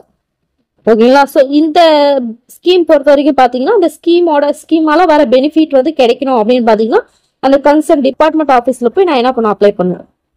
ஓகேங்களா. ஸோ இப்போ வந்து இந்த மாசம் 1000 ரூபாய் கொடுக்குறாங்க அப்படின்னு சொல்லிட்டு என்ன பண்ணாங்க சொன்னாங்க இல்லையா குடும்ப தலைவிக்கு. அப்ப என்ன பண்ணாங்க, நான் போய் கோர்ட்ல வந்து பண்ணலாம் அப்படி அவசியம் கிடையாது. ஒரு அப்ளிகேஷன் ஃபார்ம் கொடுப்பாங்க அந்த கன்சர்ன் டிபார்ட்மெண்ட்ல. அப்ப என்ன பண்ணோம், நான் போய் அந்த கன்சர்ன் டிபார்ட்மெண்ட் போய் அந்த ஃபார்ம் வாங்கி ஃபில் பண்ணி நான் அப்ளை பண்ணிட்டு தன்னால வந்துடும். ஓகேங்களா. ஸோ மற்றபடி நான் வந்து பண்ணத்தால. ஸோ ஆக்டுக்கும் ஸ்கீமுக்கும் வந்து பாத்தீங்கன்னா இதுதான் டிஃபரன்ஸ். ஓகேங்களா. ஸோ என்னன்னு சொல்லிட்டு இது பார்த்துடு. ஸோ ஓரளவு புரியுதுங்க எங்களுக்கு சொல்லிக்கன்னு நினைக்கிறேன். சரி, ஓகே. ஸோ ரீகேப் பண்ணி பார்த்துக்கலாம். நம்மளுக்கு நல்லாவே தெரியும் 28 ஸ்டேட் இருக்கு நம்ம கண்ட்ரியில. அதே மாதிரி பாத்தீங்கன்னா கவர்னர் பாத்தீங்கன்னா ஹெட் ஆஃப் ஏ ஸ்டேட். அதே சீஃப் மினிஸ்டர் பாத்தீங்கன்னா அவர் வந்து higher appointments of state government பண்றதுல இம்பார்ட்டன்ட் ரோல் ப்ளே பண்றாரு. ஸோ கொஸ்டின் வந்து கேட்கலாம் டூ பிளேஸ். நம்ம வந்து இந்த ரீகேப்லாம் தான் வந்து முக்கியமா பார்க்கணும். ஸோ இது வந்து மேக்ஸிமம் கொஸ்டினே கேட்பாங்க. ஓகேங்களா. ஸோ ஹையர் ஸ்டேட் கவர்மெண்ட்ல ஒரு ஹையர் அப்பாயின்மெண்ட் போடுறாங்க அப்படின்னா சீஃப் மினிஸ்டர் மெயினான ரோல் ப்ளே பண்றாங்க. ஓகேங்களா. ஸோ அதே மாதிரி பாத்தீங்கன்னா people who make the law of state government call யாரு, எம்எல்ஏ தான் என்ன பண்ணுவாங்க, ஸ்டேட் கவர்மெண்ட்ல லா மேக் பண்ணுவாங்க. லெஜிஸ்லேட்டிவ் அசம்பிளி ஆளுங்க தான் எம்எல்ஏ. அவங்க தான் என்ன பண்ணுவாங்க, லாவை மேக் பண்ணுவாங்க, எக்ஸிக்யூட் பண்ணுவாங்க, ஜுடிஷியரி என்ன பண்ணுவாங்க, என்ஷூர் பண்ணுவாங்க. ஓகேங்களா. சரி, ஓகே. ஸ்டேட் ஜுடிஷியரோட அபெக்ஸ் யாரு, ஹைகோர்ட். ஓகேங்களா. As per constitution there shall be high court in each state. So இங்க நம்ம என்ன பண்ணுவோம், கதையே படிப்போம். அங்க நம்ம 10th போகும்போது 10th 12th 11th போகும்போது வித் ஆர்டிக்கலோட நிறைய படிப்போம். ஓகேங்களா. அதுதான் டிஃபரன்ஸ். மற்றபடி பாத்தீங்கன்னா இதே தான் அப்படியே வரும். ஓகேங்களா. ஸோ அதே மாதிரி பவர்ஸ் வந்து பிரிச்சு கொடுத்துருப்பாங்க. எக்ஸிக்யூட்டிவ் பவர், டிஸ்கிரிஷனரி பவர், அப்படி எமர்ஜென்சி பவர்னு சொல்லிட்டு தனித்தனியா பிரிச்சு கொடுத்துருக்காங்க. ஓகேங்களா. ஸோ அதனால நீங்க இங்க கொஞ்சம் கஷ்டப்பட்டு என்னென்ன பவர் அப்படின்னு சொல்லிட்டு இன்னும் பார்ட்ஸ் படிச்சுக்கிட்டீங்க அப்படின்னா ஓகேங்களா. ஸோ நான் வந்து 10th 11th 12th போகும்போது ரொம்ப ஈஸியா இருக்கும். ஓகேங்களா. சரி, ஓகே. ஸோ வந்து இந்த எவல்யூஷன் எப்பவும் போல நான் சொல்றதுதான். எவல்யூஷன் நீங்களே ட்ரை பண்ணி பாருங்க. சப்போஸ் இது பண்ணல அப்படின்னா புக்ல நீங்களே தேடுங்க. புக்ல தேடியும் உங்களுக்கு கிடைக்கல அப்படின்னு சொல்லி பாத்தீங்கன்னா அதுக்கப்புறம் இந்த வீடியோவை கண்டினியூ பண்ணுங்க. ஓகேங்களா. Governor of a state is presented by, governor யார் அப்பாயிண்ட் பண்ணுவாங்க, president. State council minister is headed by chief minister. Who can summon and prorogue the session of state legislature, governor. அடுத்து who does not participate in the appointment of high court judge அப்படின்னு பாத்தீங்கன்னா chief minister. அடுத்து age of retirement for judge and high court பார்த்தோம்னா 62. Last states are there in India பார்த்தோம்னா 28. Tenure for governor பார்த்தோம்னா 5. District judge appointment by யார் பார்த்தோம்னா governor. District judge வந்து governor தான். Governor is the nominal head of the state, இல்ல constitutional head of the state சொல்லலாம். இங்க வந்து பார்த்தோம்னா nominal head of the state. அடுத்த minimum age to become MLA பார்த்தோம்னா 25 years. ஓகே, கவர்னர் யாரு? கவர்னர் பார்த்தோம்னா நாமினல் ஹெட். சீஃப் மினிஸ்டர் பார்த்தோம்னா real head. Legislative assembly lower house, legislative council upper house. ஓகேங்களா? சரி, ஓகே. அடுத்து state true or calls. Chief minister is the chief administrator of the state. True. Governor nominates 2 members of the Anglo community. என்ன பார்த்தா தப்பு. ஒன்னு தான் என்ன பண்ணுவாரு, செலக்ட் பண்ணுவார், 1 member. Okay. Number of judges in the high court is not uniform and fixed. Right, இது true. Okay, choose the correct statement. The state legislative assembly participates in the election of என்னன்னு பார்த்தோம் president. Select பண்ணுவாங்க. Vice president no. Rajya Sabha S. Number of legislative council of state S. So வந்து பார்த்தீங்கன்னா 134 இருக்கா? 134. ஓகேங்களா? அடுத்து என்ன அவ்வளோ முடிச்சு. ஓகேங்களா? சரி, ஓகே. ஸோ பார்த்து ரிவைஸ் பண்ணி படிச்சுக்கோங்க. ரொம்ப முக்கியமான ஒரு லெசன். ஓகேங்களா? ஸோ அடுத்து பார்த்தோம்னா சிட்டிசன்ஸ் அண்ட் சிட்டிசன்ஷிப் அப்படின்னு சொல்லி கொடுத்துருக்காங்க. ஸோ இது ரொம்ப முக்கியமான ஒரு லெசன். சின்னதாக இருக்கும், பட் ரொம்ப இம்பார்ட்டண்ட்டான ஒரு லெசன். ஓகேங்களா? ஸோ அவ்வளோதான். ஒரு லெசன் வந்து நம்ம முடிச்சிட்டோம். ஸோ கொஞ்சம் பெருசாக தான் இருக்கும். ஸோ நான் இவ்வளோ விரிவாக நான் உங்களுக்கு சொன்னாதான் நீங்கள் அடுத்து நீங்கள் படிக்கும் போது பார்த்தீங்கன்னா மறக்காமல் உங்களுக்கு கன்ஃபியூஷன் இல்லாமல் இருக்கும். இல்லை நீங்களும் உட்காந்து ஒவ்வொரு லைன் பை லைன் படிச்சுட்டு இருக்கணும். நான் சொன்ன மாதிரி நான் சொன்னது கேட்டு நீங்கள் படிச்சிங்க அப்படின்னு சொன்னால் நீங்கள் லைன் பை லைன் படிக்க தேவை கிடையாது. முக்கியமான பாயிண்ட்ஸ் நான் பாயிண்ட் பண்ணியிருக்கேன் இல்லைங்களா? ஸோ அதை மட்டும் நீங்கள் பார்த்துட்டு போயிட்டே இருக்கலாம். ஓகேங்களா? ஸோ அதுதான் அடுத்து பார்த்தோம்னா citizen and citizen second lesson இல்லையா? ஸோ அதில் உங்களை மீட் பண்ணுறேன். பார்த்து நோட் பண்ணி ரிவைஸ் பண்ணி படிச்சுக்கோங்க.